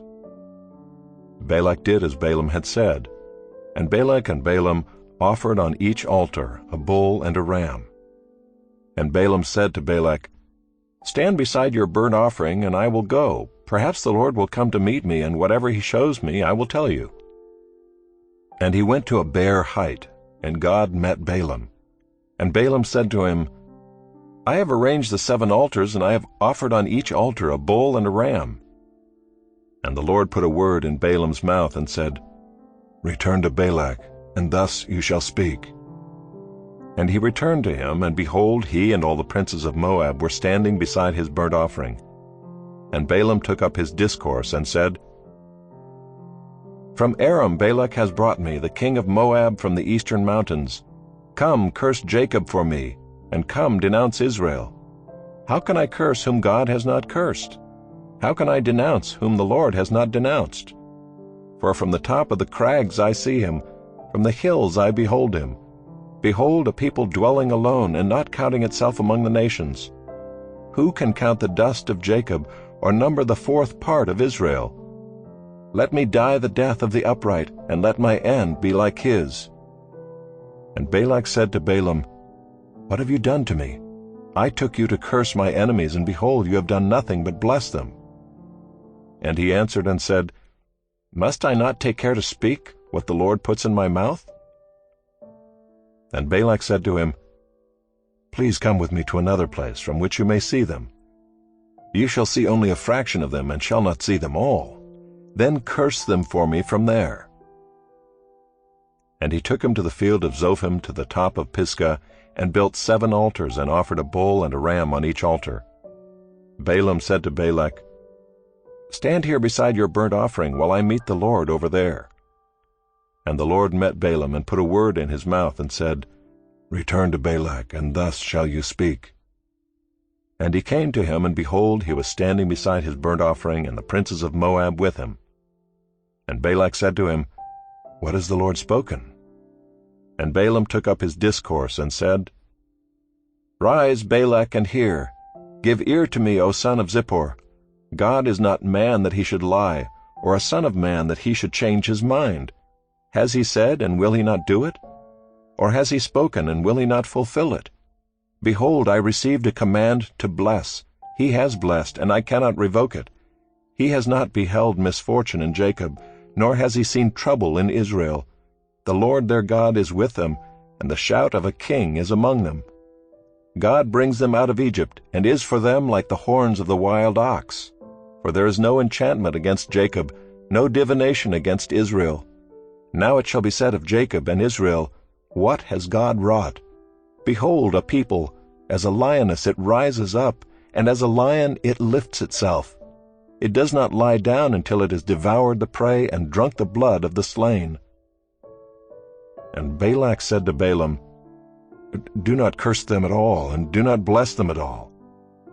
But Balaam answered Balak, "Did I not tell you, all that the Lord says, that I must do?" And Balak said to Balaam, "Come now, I will take you to another place. Perhaps it will please God that you may curse them for me from there." So Balak took Balaam to the top of Peor, which overlooks the desert. And Balaam said to Balak, "Build for me here 7 altars, and prepare for me here 7 bulls and 7 rams." And Balak did as Balaam had said, and offered a bull and a ram on each altar.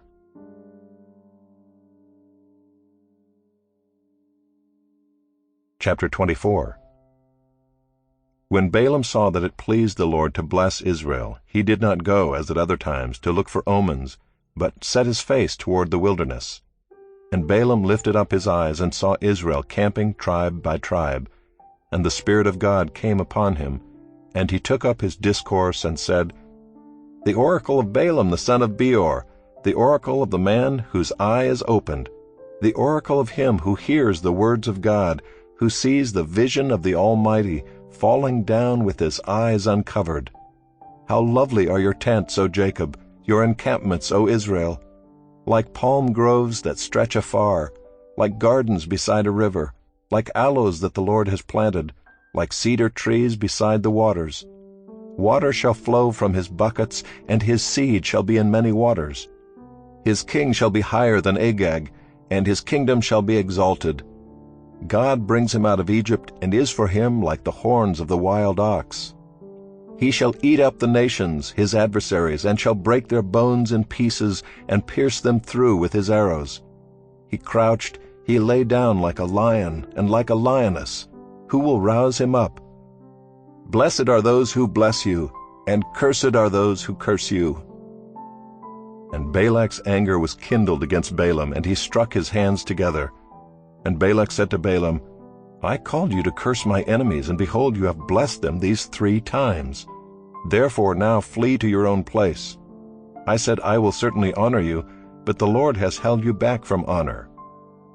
And Balaam said to Balak, Did I not tell your messengers whom you sent to me, if Balak should give me his house full of silver and gold, I would not be able to go beyond the word of the Lord, to do either good or bad of my own will? What the Lord speaks, that will I speak. And now, behold, I am going to my people. Come, I will let you know what this people will do to your people in the latter days. And he took up his discourse and said, The oracle of Balaam the son of Beor, the oracle of the man whose eye is opened, the oracle of him who hears the words of God and knows the knowledge of the Most High, who sees the vision of the Almighty, falling down with his eyes uncovered. I see him, but not now. I behold him, but not near. A star shall come out of Jacob, and a scepter shall rise out of Israel. It shall crush the forehead of Moab, and break down all the sons of Sheth. Edom shall be dispossessed. Seir also, his enemies, shall be dispossessed. Israel is doing valiantly. And one from Jacob shall exercise dominion, and destroy the survivors of cities. Then he looked on Amalek, and took up his discourse, and said, Amalek was the first among the nations, but its end is utter destruction. And he looked on the Kenite, and took up his discourse, and said, Enduring is your dwelling place, and your nest is set in the rock. Nevertheless, Cain shall be burned when Asher takes you away captive. And he took up his discourse, and said, Alas, who shall live when God does this? But ships shall come from Kittim, and shall afflict Asher and Eber, and he too shall come to utter destruction. Then Balaam rose and went back to his place, and Balak also went his way.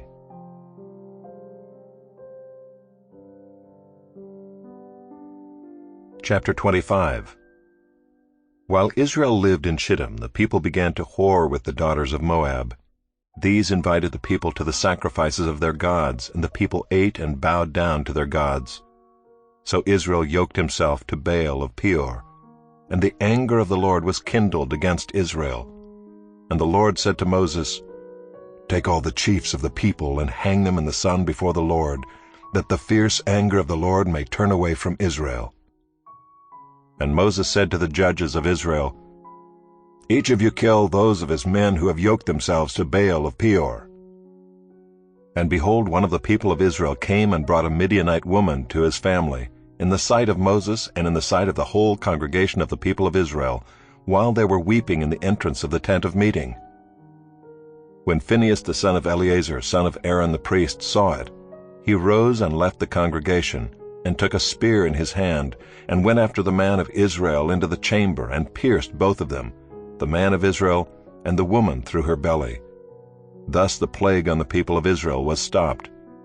Nevertheless, those who died by the plague were 24,000.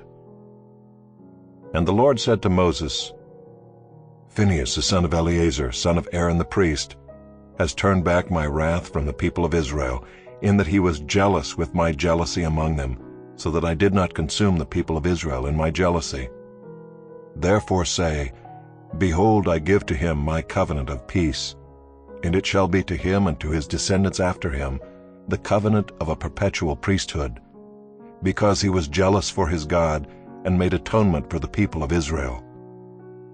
The name of the slain man of Israel who was killed with the Midianite woman was Zimri the son of Salu, chief of a father's house belonging to the Simeonites.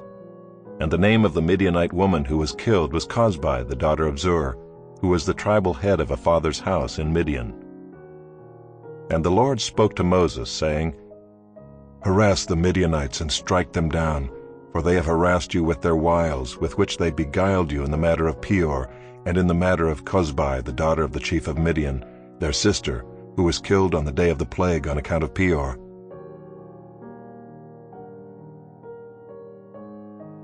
Chapter 26. After the plague, the Lord said to Moses and to Eleazar the son of Aaron the priest, Take a census of all the congregation of the people of Israel, from 20 years old and upward, by their fathers' houses, all in Israel who are able to go to war. And Moses and Eleazar the priest spoke with them in the plains of Moab by the Jordan at Jericho, saying, Take a census of the people from 20 years old and upward, as the Lord commanded Moses. The people of Israel who came out of the land of Egypt were Reuben, the firstborn of Israel, the sons of Reuben, of Hanok, the clan of the Hanokites, of Palu, the clan of the Paluites, of Hezron, the clan of the Hezronites, of Carmi, the clan of the Carmites. These are the clans of the Reubenites, and those listed were 43,730. And the sons of Palu, Eliab. The sons of Eliab, Nemuel, Dathan, and Abiram. These are the Dathan and Abiram chosen from the congregation, who contended against Moses and Aaron in the company of Korah, when they contended against the Lord, and the earth opened its mouth and swallowed them up together with Korah when that company died, when the fire devoured 250 men, and they became a warning. But the sons of Korah did not die. The sons of Simeon according to their clans, of Nemuel the clan of the Nemuelites, of Jamin the clan of the Jaminites, of Jachin the clan of the Jachinites, of Zerah the clan of the Zerahites, of Shaul the clan of the Shaulites. These are the clans of the Simeonites, 22,200. The sons of Gad according to their clans, of Zephon the clan of the Zephonites, of Haggai the clan of the Haggites, of Shuni the clan of the Shunites, of Ozni the clan of the Oznites, of Eri the clan of the Erites, of Arod the clan of the Arodites, of Areli the clan of the Arelites. These are the clans of the sons of Gad as they were listed, 40,500. The sons of Judah were and Onan. And and Onan died in the land of Canaan. And the sons of Judah according to their clans were, of Shelah, the clan of the Shelonites, of Perez, the clan of the Perizzites, of Zerah, the clan of the Zerahites. And the sons of Perez were, of Hezron, the clan of the Hezronites, of Hamul, the clan of the Hamulites. These are the clans of Judah as they were listed, 76,500. The sons of Issachar according to their clans, of Tola, the clan of the Tolaites, of Puvah, the clan of the Punites, of Jashub, the clan of the Jashubites, of Shimron, the clan of the Shimronites. These are the clans of Issachar as they were listed, 64,300.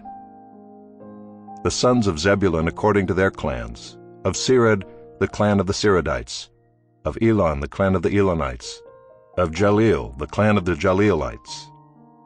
These are the clans of the Zebulunites as they were listed, 60,500. The sons of Joseph according to their clans, Manasseh and Ephraim.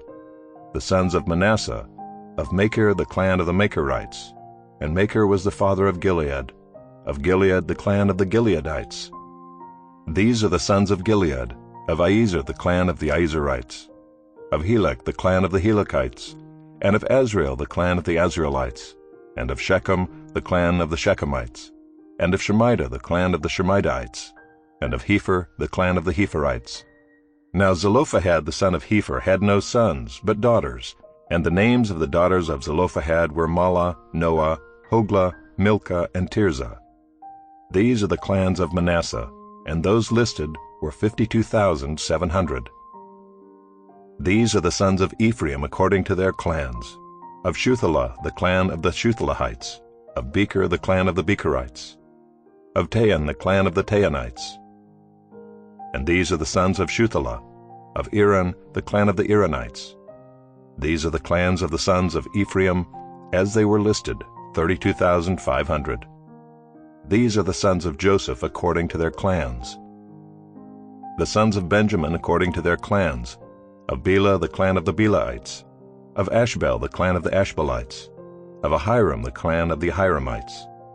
Of Shephupham the clan of the Shuphamites. Of Hupham the clan of the Huphamites. And the sons of Bela were Ard and Naaman. Of Ard the clan of the Ardites. Of Naaman the clan of the Naamites. These are the sons of Benjamin according to their clans, and those listed were 45,600. These are the sons of Dan according to their clans. Of Shuam, the clan of the Shuamites. These are the clans of Dan according to their clans. All the clans of the Shuamites, as they were listed, were 64,400. The sons of Asher according to their clans. Of Imnah, the clan of the Imnites. Of Ishvi, the clan of the Ishvites. Of Beriah, the clan of the Beraites. Of the sons of Beriah, of Heber, the clan of the Heberites. Of Malchiel, the clan of the Malchielites. And the name of the daughter of Asher was Serah. These are the clans of the sons of Asher as they were listed, 53,400. The sons of Naphtali according to their clans. Of Jaziel, the clan of the Jazielites. Of Gunai, the clan of the Gunites. Of Jezer, the clan of the Jezerites. Of Shillem, the clan of the Shillemites. These are the clans of Naphtali according to their clans, and those listed were 45,400. This was the list of the people of Israel, 601,730. The Lord spoke to Moses, saying, Among these the land shall be divided for inheritance according to the number of names. To a large tribe you shall give a large inheritance, and to a small tribe you shall give a small inheritance. Every tribe shall be given its inheritance in proportion to its list. But the land shall be divided by lot. According to the names of the tribes of their fathers they shall inherit. Their inheritance shall be divided according to lot between the larger and the smaller. This was the list of the Levites according to their clans. Of Gershon, the clan of the Gershonites. Of Kohath, the clan of the Kohathites. Of Merari, the clan of the Merarites. These are the clans of Levi, the clan of the Libnites, the clan of the Hebronites, the clan of the Malites, the clan of the Mushites, the clan of the Korahites. And Kohath was the father of Amram. The name of Amram's wife was Jochebed, the daughter of Levi, who was born to Levi in Egypt. And she bore to Amram Aaron and Moses and Miriam their sister. And to Aaron were born Nadab, Abihu, Eleazar, and Ithamar. But Nadab and Abihu died when they offered unauthorized fire before the Lord. And those listed were 23,000, every male from a month old and upward. For they were not listed among the people of Israel, because there was no inheritance given to them among the people of Israel. These were those listed by Moses and Eleazar the priest, who listed the people of Israel in the plains of Moab by the Jordan at Jericho.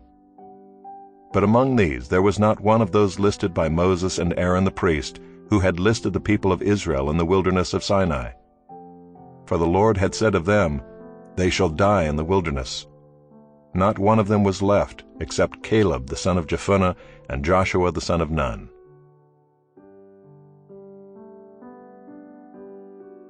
Chapter 27. Then drew near the daughters of Zelophehad the son of Hepher, son of Gilead, son of Machir, son of Manasseh, from the clans of Manasseh the son of Joseph. The names of his daughters were Mahlah, Noah, Hoglah, Milcah, and Tirzah. And they stood before Moses and before Eleazar the priest and before the chiefs and all the congregation at the entrance of the tent of meeting, saying, Our father died in the wilderness. He was not among the company of those who gathered themselves together against the Lord in the company of Korah, but died for his own sin. And he had no sons. Why should the name of our father be taken away from his clan because he had no son? Give to us a possession among our father's brothers. Moses brought their case before the Lord, and the Lord said to Moses, The daughters of Zelophehad are right. You shall give them possession of an inheritance among their father's brothers, and transfer the inheritance of their father to them. And you shall speak to the people of Israel, saying, If a man dies and has no son, then you shall transfer his inheritance to his daughter. And if he has no daughter, then you shall give his inheritance to his brothers. And if he has no brothers, then you shall give his inheritance to his father's brothers. And if his father has no brothers, then you shall give his inheritance to the nearest kinsman of his clan, and he shall possess it. And it shall be for the people of Israel a statute and rule, as the Lord commanded Moses. The Lord said to Moses, Go up into this mountain of Abarim, and see the land that I have given to the people of Israel. When you have seen it, you also shall be gathered to your people as your brother Aaron was, because you rebelled against my word in the wilderness of Zin, when the congregation quarreled, failing to uphold me as holy at the waters before their eyes. These are the waters of Meribah, of Kadesh in the wilderness of Zin. Moses spoke to the Lord, saying, Let the Lord, the God of the spirits of all flesh, appoint a man over the congregation, who shall go out before them and come in before them, who shall lead them out and bring them in, that the congregation of the Lord may not be as sheep that have no shepherd. So the Lord said to Moses, Take Joshua the son of Nun, a man in whom is the Spirit, and lay your hand on him. Make him stand before Eleazar the priest and all the congregation, and you shall commission him in their sight. You shall invest him with some of your authority, that all the congregation of the people of Israel may obey. And he shall stand before Eleazar the priest, who shall inquire for him by the judgment of the Urim before the Lord. At his word they shall go out, and at his word they shall come in, both he and all the people of Israel with him, the whole congregation. And Moses did as the Lord commanded him.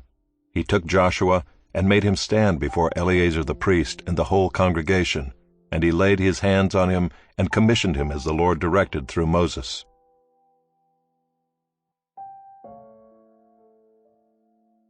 Chapter 28. The Lord spoke to Moses, saying, Command the people of Israel, and say to them, My offering, my food for my food offerings, my pleasing aroma, you shall be careful to offer to me at its appointed time. And you shall say to them, This is the food offering that you shall offer to the Lord: 2 male lambs a year old without blemish, day by day as a regular offering. The one lamb you shall offer in the morning, and the other lamb you shall offer at twilight. Also 1/10 of an ephah of fine flour for a grain offering, mixed with 1/4 of a hin of beaten oil. It is a regular burnt offering, which was ordained at Mount Sinai for a pleasing aroma, a food offering to the Lord. Its drink offering shall be 1/4 of a hin for each lamb. In the holy place you shall pour out a drink offering of strong drink to the Lord. The other lamb you shall offer at twilight. Like the grain offering of the morning and like its drink offering, you shall offer it as a food offering with a pleasing aroma to the Lord.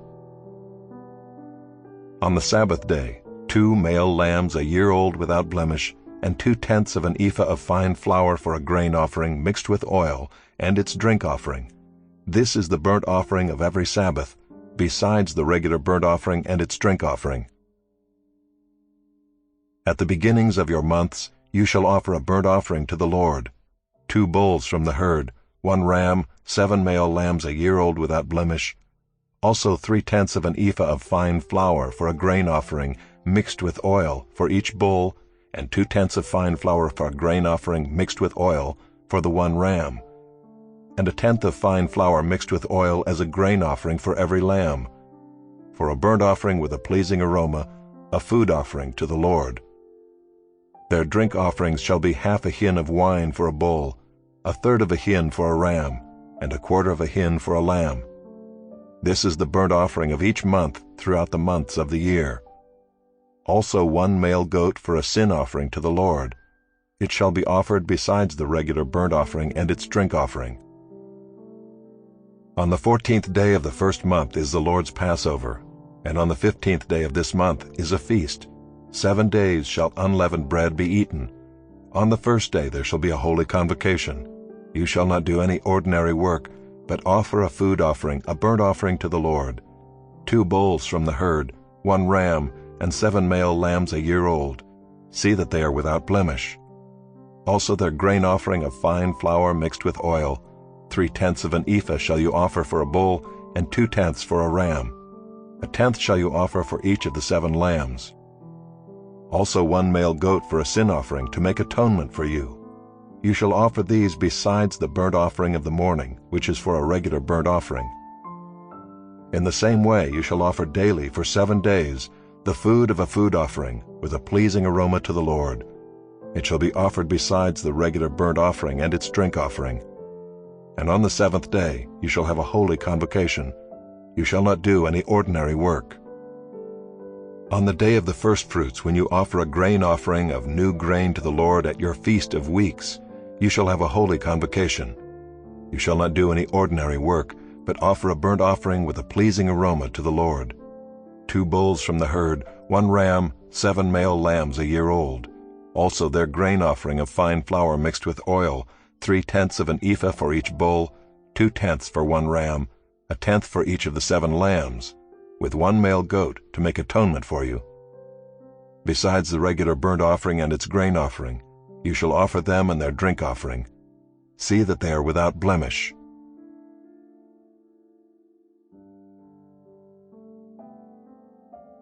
Chapter 29.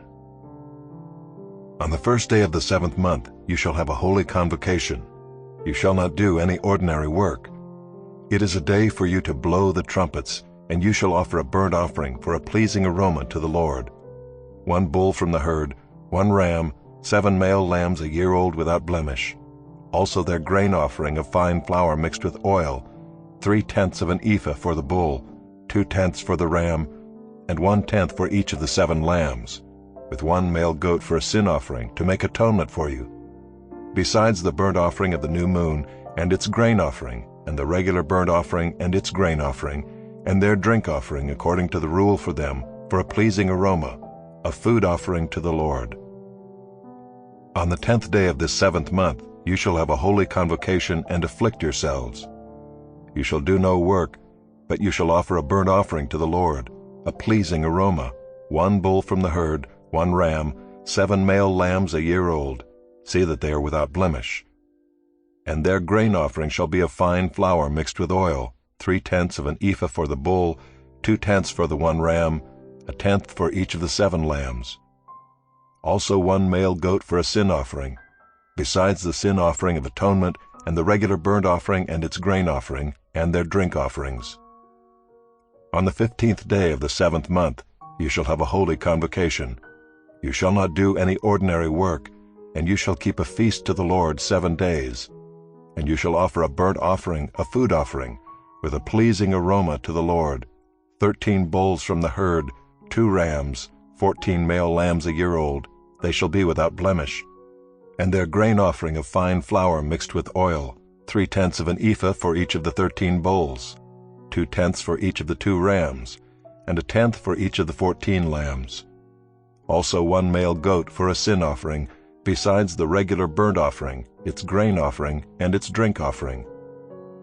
On the 2nd day 12 bulls from the herd, 2 rams, 14 male lambs a year old without blemish, with the grain offering and the drink offerings for the bulls, for the rams, and for the lambs, in the prescribed quantities. Also 1 male goat for a sin offering, besides the regular burnt offering and its grain offering, and their drink offerings.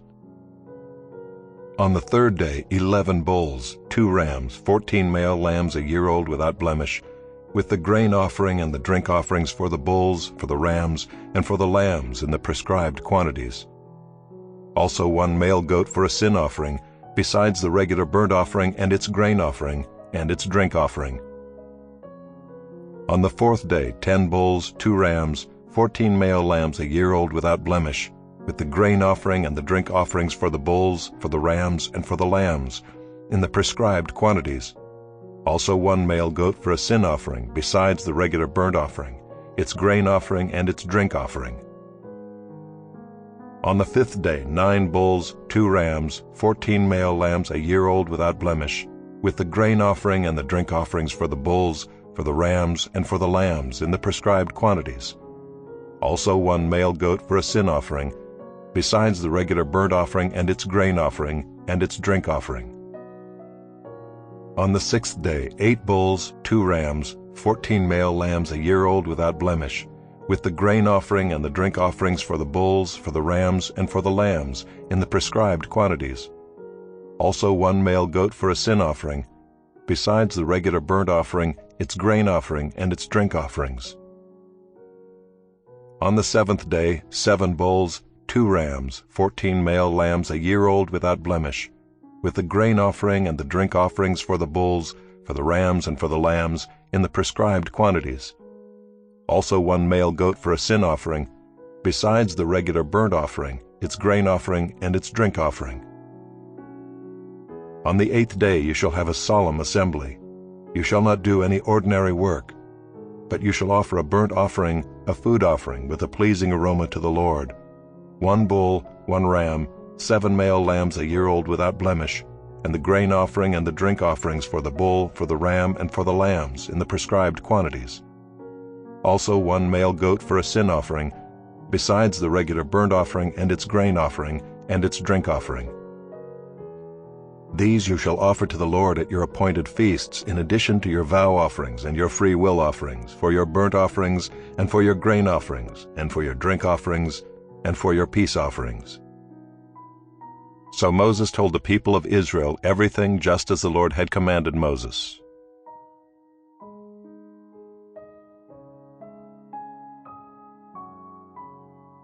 Chapter 30. Moses spoke to the heads of the tribes of the people of Israel, saying, "This is what the Lord has commanded.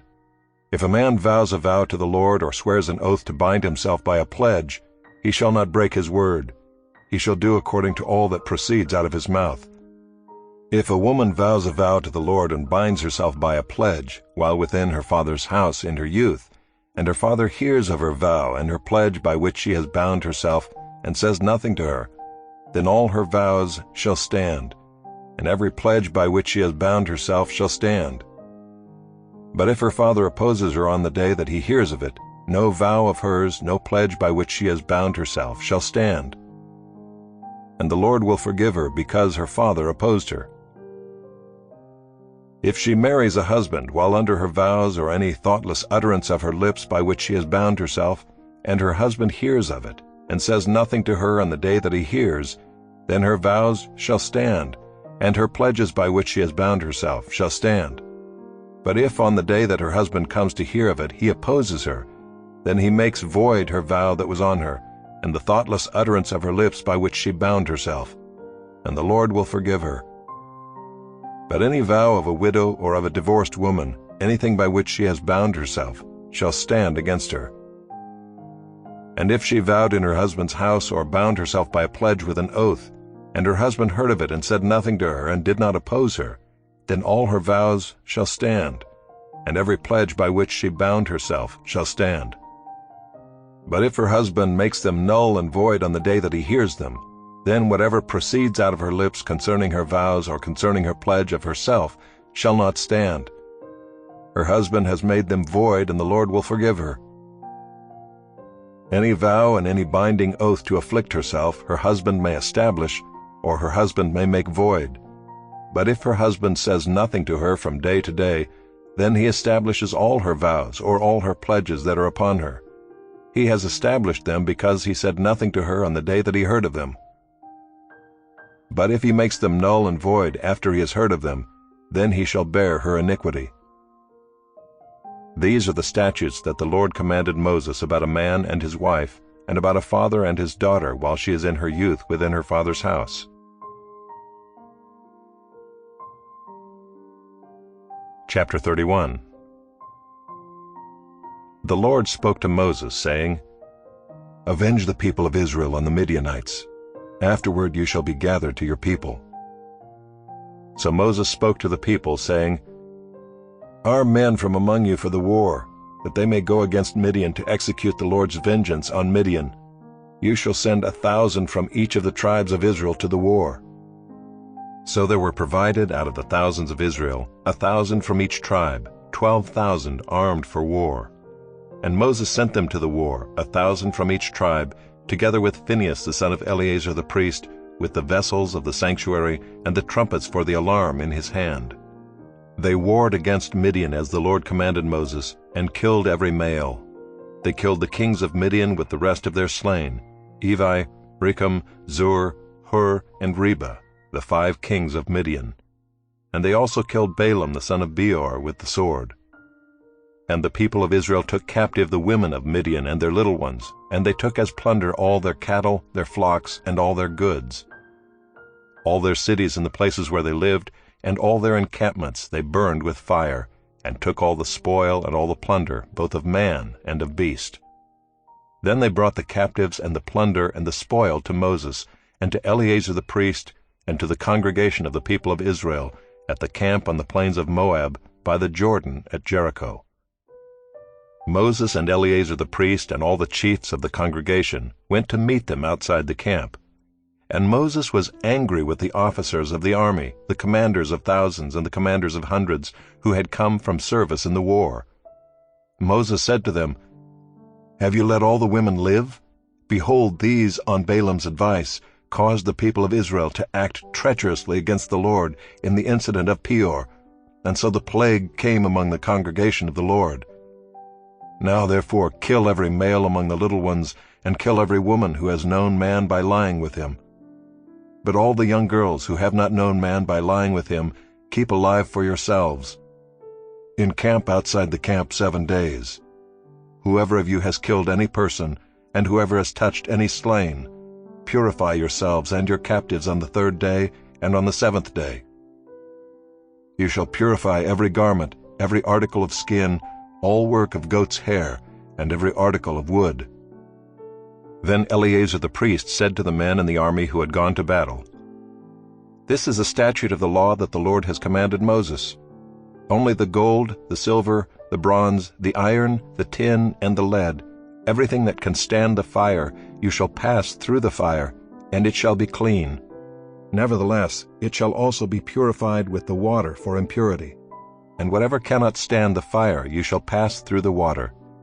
You must wash your clothes on the 7th day, and you shall be clean, and afterward you may come into the camp."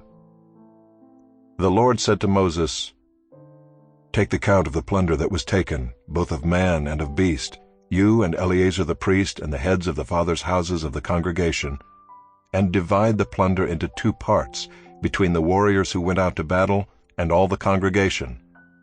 And levy for the Lord a tribute from the men of war who went out to battle, 1 out of 500, of the people and of the oxen and of the donkeys and of the flocks. Take it from their half, and give it to Eleazar the priest as a contribution to the Lord.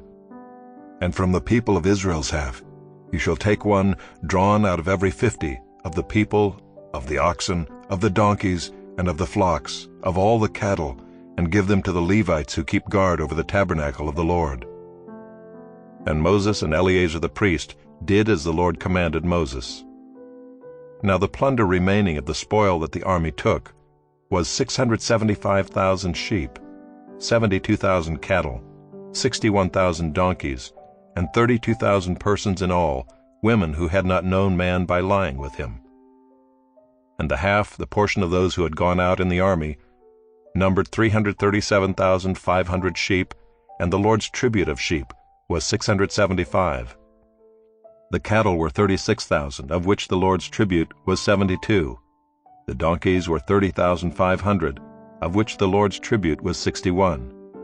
The persons were 16,000, of which the Lord's tribute was 32 persons. And Moses gave the tribute, which was the contribution for the Lord, to Eleazar the priest, as the Lord commanded Moses. From the people of Israel's half, which Moses separated from that of the men who had served in the army, now the congregation's half was 337,500 sheep, 36,000 cattle, and 30,500 donkeys, and 16,000 persons. From the people of Israel's half Moses took 1 of every 50, both of persons and of beasts, and gave them to the Levites who kept guard over the tabernacle of the Lord, as the Lord commanded Moses. Then the officers who were over the thousands of the army, the commanders of thousands, and the commanders of hundreds, came near to Moses and said to Moses, "Your servants have counted the men of war who are under our command, and there is not a man missing from us. And we have brought the Lord's offering, what each man found, articles of gold, armlets and bracelets, signet rings, earrings, and beads, to make atonement for ourselves before the Lord." And Moses and Eleazar the priest received from them the gold, all crafted articles. And all the gold of the contribution that they presented to the Lord from the commanders of thousands and the commanders of hundreds was 16,750 shekels. The men in the army had each taken plunder for himself.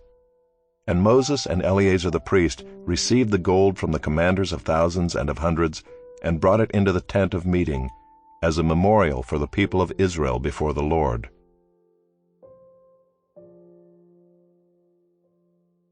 Chapter 32.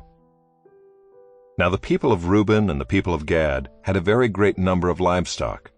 And they saw the land of Jazer and the land of Gilead, and behold, the place was a place for livestock. So the people of Gad and the people of Reuben came and said to Moses and to Eleazar the priest, and to the chiefs of the congregation, Ataroth, Dibon, Jazer, Nimrah, Heshbon, Elealeh, Sebum, Nebo, and Beon, the land that the Lord struck down before the congregation of Israel, is a land for livestock, and your servants have livestock. And they said, If we have found favor in your sight, let this land be given to your servants for a possession. Do not take us across the Jordan.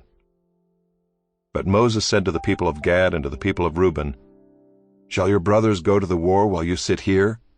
Why will you discourage the heart of the people of Israel from going over into the land that the Lord has given them? Your fathers did this when I sent them from Kadesh Barnea to see the land. For when they went up to the valley of Eshcol and saw the land, they discouraged the heart of the people of Israel from going into the land that the Lord had given them. And the Lord's anger was kindled on that day, and he swore, saying, Surely none of the men who came up out of Egypt, from 20 years old and upward, shall see the land that I swore to give to Abraham, to Isaac, and to Jacob, because they have not wholly followed me, none except Caleb the son of Jephunneh the Kenizzite, and Joshua the son of Nun, for they have wholly followed the Lord. And the Lord's anger was kindled against Israel, and he made them wander in the wilderness 40 years, until all the generation that had done evil in the sight of the Lord was gone. And behold, you have risen in your father's place, a brood of sinful men, to increase still more the fierce anger of the Lord against Israel. For if you turn away from following him, he will again abandon them in the wilderness, and you will destroy all this people. Then they came near to him and said, We will build sheepfolds here for our livestock, and cities for our little ones, but we will take up arms ready to go before the people of Israel, until we have brought them to their place. And our little ones shall live in the fortified cities because of the inhabitants of the land. We will not return to our homes until each of the people of Israel has gained his inheritance. For we will not inherit with them on the other side of the Jordan and beyond, because our inheritance has come to us on this side of the Jordan to the east. So Moses said to them, If you will do this, if you will take up arms to go before the Lord for the war, and every armed man of you will pass over the Jordan before the Lord, until he has driven out his enemies from before him, and the land is subdued before the Lord, then after that you shall return and be free of obligation to the Lord and to Israel, and this land shall be your possession before the Lord. But if you will not do so, behold, you have sinned against the Lord, and be sure your sin will find you out. Build cities for your little ones and folds for your sheep, and do what you have promised. And the people of Gad and the people of Reuben said to Moses, Your servants will do as my Lord commands. Our little ones, our wives, our livestock, and all our cattle shall remain there in the cities of Gilead, but your servants will pass over, every man who is armed for war, before the Lord to battle, as my Lord orders. So Moses gave command concerning them to Eleazar the priest, and to Joshua the son of Nun, and to the heads of the fathers' houses of the tribes of the people of Israel. And Moses said to them, If the people of Gad and the people of Reuben, every man who is armed to battle before the Lord, will pass with you over the Jordan, and the land shall be subdued before you, then you shall give them the land of Gilead for a possession. However, if they will not pass over with you armed, they shall have possessions among you in the land of Canaan. And the people of Gad and the people of Reuben answered, "What the Lord has said to your servants we will do. We will pass over armed before the Lord into the land of Canaan, and the possession of our inheritance shall remain with us beyond the Jordan." And Moses gave to them, to the people of Gad and to the people of Reuben and to the half-tribe of Manasseh the son of Joseph, the kingdom of Sihon king of the Amorites, and the kingdom of Og king of Bashan, the land and its cities with their territories, the cities of the land throughout the country. And the people of Gad built Dibon, Ataroth, Aroer, Atroth-Shophan, Jazer, Jogbehah, Beth-Nimrah, and Beth-Haran, fortified cities, and folds for sheep. And the people of Reuben built Heshbon, Elealeh, Kiriathaim, Nebo, and Baal-Meon. Their names were changed, and Sibmah. And they gave other names to the cities that they built. And the sons of Machir the son of Manasseh went to Gilead and captured it, and dispossessed the Amorites who were in it. And Moses gave Gilead to Machir the son of Manasseh, and he settled in it. And Jair the son of Manasseh went and captured their villages, and called them Havoth-Jair. And Nobah went and captured Kenath and its villages, and called it Nobah, after his own name.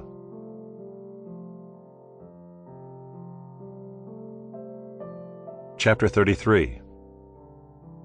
These are the stages of the people of Israel when they went out of the land of Egypt by their companies under the leadership of Moses and Aaron. Moses wrote down their starting places, stage by stage, by command of the Lord, and these are their stages according to their starting places. They set out from Ramses in the first month, on the 15th day of the first month. On the day after the Passover, the people of Israel went out triumphantly in the sight of all the Egyptians, while the Egyptians were burying all their firstborn, whom the Lord had struck down among them.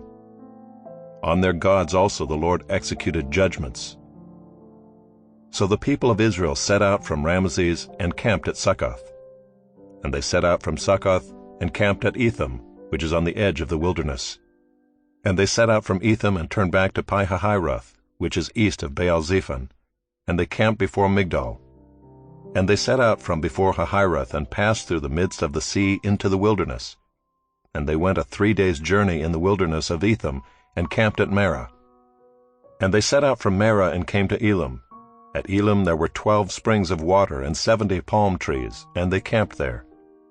And they set out from Elim and camped by the Red Sea.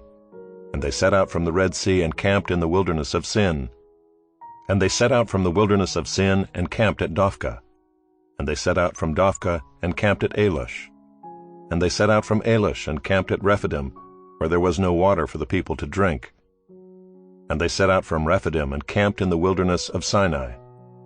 And they set out from the wilderness of Sinai and camped at Kibroth-Hattaavah.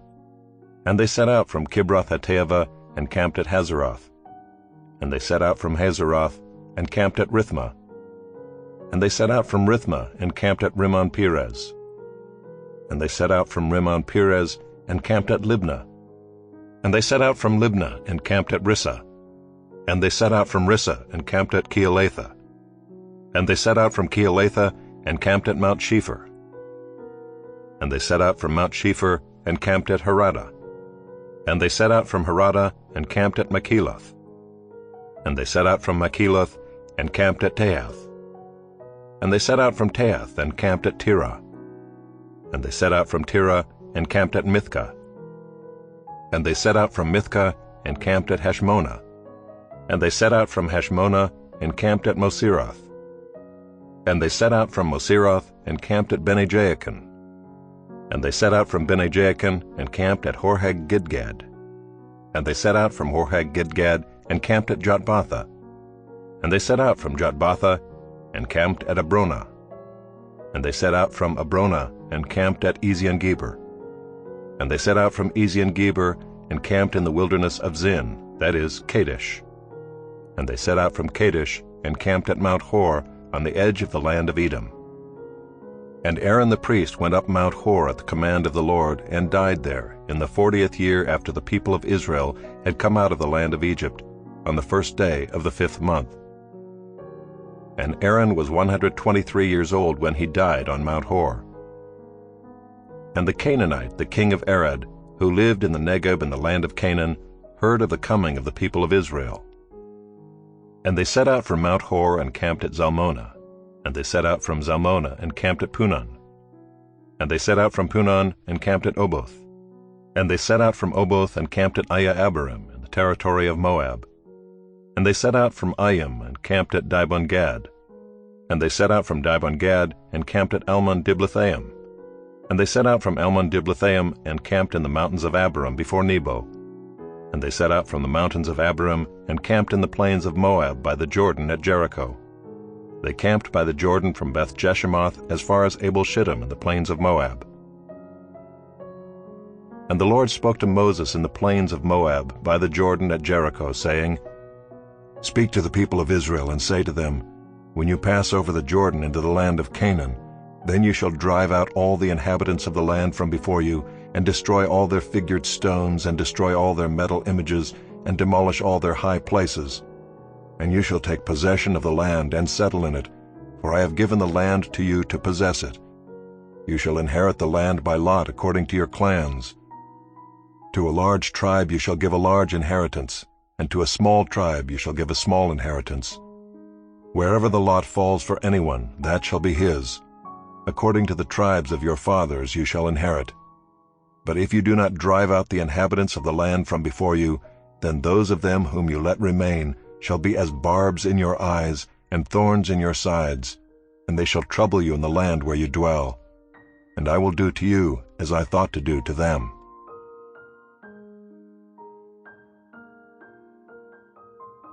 Chapter 34. The Lord spoke to Moses, saying, Command the people of Israel and say to them, When you enter the land of Canaan, this is the land that shall fall to you for an inheritance, the land of Canaan as defined by its borders. Your south side shall be from the wilderness of Zin alongside Edom, and your southern border shall run from the end of the Salt Sea on the east. And your border shall turn south of the ascent of Akrabim, and cross to Zin, and its limit shall be south of Kadesh Barnea.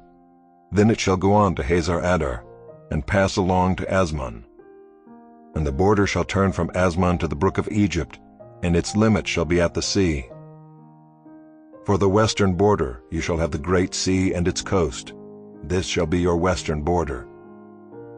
This shall be your northern border. From the great sea you shall draw a line to Mount Hor.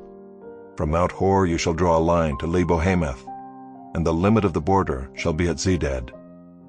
Then the border shall extend to Ziphron, and its limit shall be at Hazar-Enan. This shall be your northern border. You shall draw a line for your eastern border from Hazar-Enan to Shephem. And the border shall go down from Shephem to Riblah on the east side of Ain. And the border shall go down and reach to the shoulder of the sea of Kinnereth on the east. And the border shall go down to the Jordan, and its limit shall be at the Salt Sea. This shall be your land as defined by its borders all around. Moses commanded the people of Israel, saying, This is the land that you shall inherit by lot, which the Lord has commanded to give to the 9 tribes and to the half-tribe. For the tribe of the people of Reuben by fathers' houses and the tribe of the people of Gad by their fathers' houses have received their inheritance, and also the half-tribe of Manasseh. The 2 tribes and the half-tribe have received their inheritance beyond the Jordan east of Jericho toward the sunrise.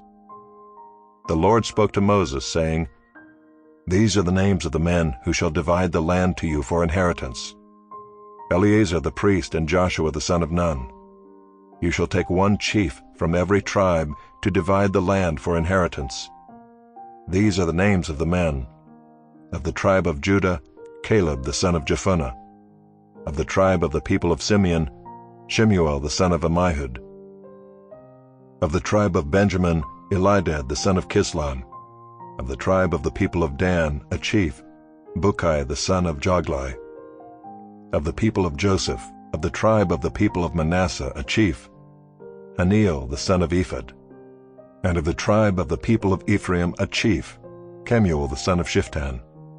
Of the tribe of the people of Zebulun, a chief, Elizaphan the son of Parnak.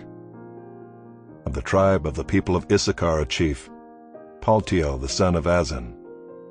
And of the tribe of the people of Asher, a chief, Ahihud the son of Shilomi. Of the tribe of the people of Naphtali, a chief, Pedahel the son of Ammihud. These are the men whom the Lord commanded to divide the inheritance for the people of Israel in the land of Canaan.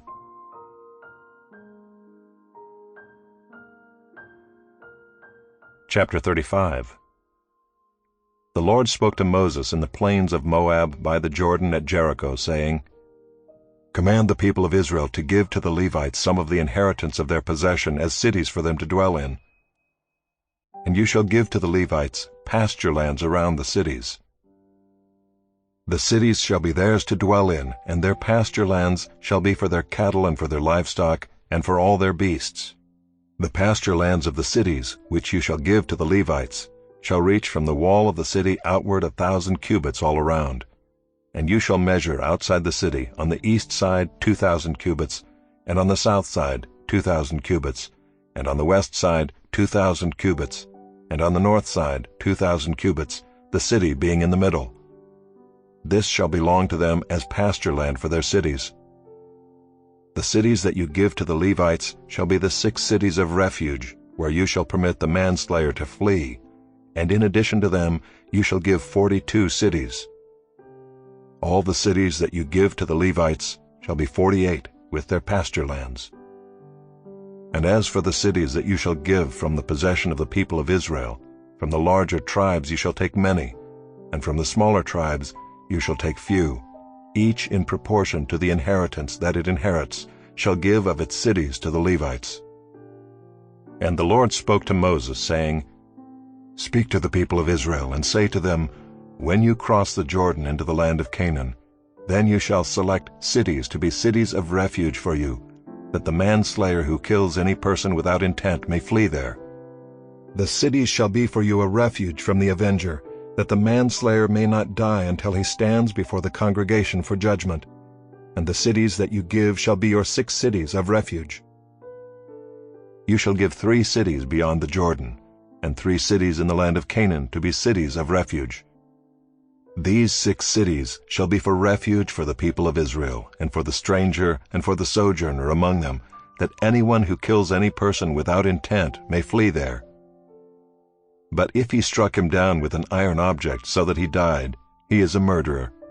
The murderer shall be put to death. And if he struck him down with a stone tool that could cause death, and he died, he is a murderer. The murderer shall be put to death. Or if he struck him down with a wooden tool that could cause death, and he died, he is a murderer. The murderer shall be put to death. The avenger of blood shall himself put the murderer to death. When he meets him, he shall put him to death. And if he pushed him out of hatred or hurled something at him, lying in wait so that he died, or in enmity struck him down with his hand so that he died, then he who struck the blow shall be put to death. He is a murderer. The avenger of blood shall put the murderer to death when he meets him. But if he pushed him suddenly without enmity, or hurled anything on him without lying in wait, or used a stone that could cause death, and without seeing him dropped it on him so that he died, though he was not his enemy and did not seek his harm, then the congregation shall judge between the manslayer and the avenger of blood in accordance with these rules. And the congregation shall rescue the manslayer from the hand of the avenger of blood, and the congregation shall restore him to his city of refuge to which he had fled, and he shall live in it until the death of the high priest who was anointed with the holy oil. But if the manslayer shall at any time go beyond the boundaries of his city of refuge to which he fled, and the avenger of blood finds him outside the boundaries of his city of refuge, and the avenger of blood kills the manslayer, he shall not be guilty of blood. For he must remain in his city of refuge until the death of the high priest, but after the death of the high priest, the manslayer may return to the land of his possession. And these things shall be for a statute and rule for you throughout your generations in all your dwelling places. If anyone kills a person, the murderer shall be put to death on the evidence of witnesses. But no person shall be put to death on the testimony of one witness. Moreover, you shall accept no ransom for the life of a murderer who is guilty of death, but he shall be put to death. And you shall accept no ransom for him who has fled to his city of refuge, that he may return to dwell in the land before the death of the high priest. You shall not pollute the land in which you live, for blood pollutes the land, and no atonement can be made for the land for the blood that is shed in it, except by the blood of the one who shed it. You shall not defile the land in which you live, in the midst of which I dwell, for I, the Lord, dwell in the midst of the people of Israel.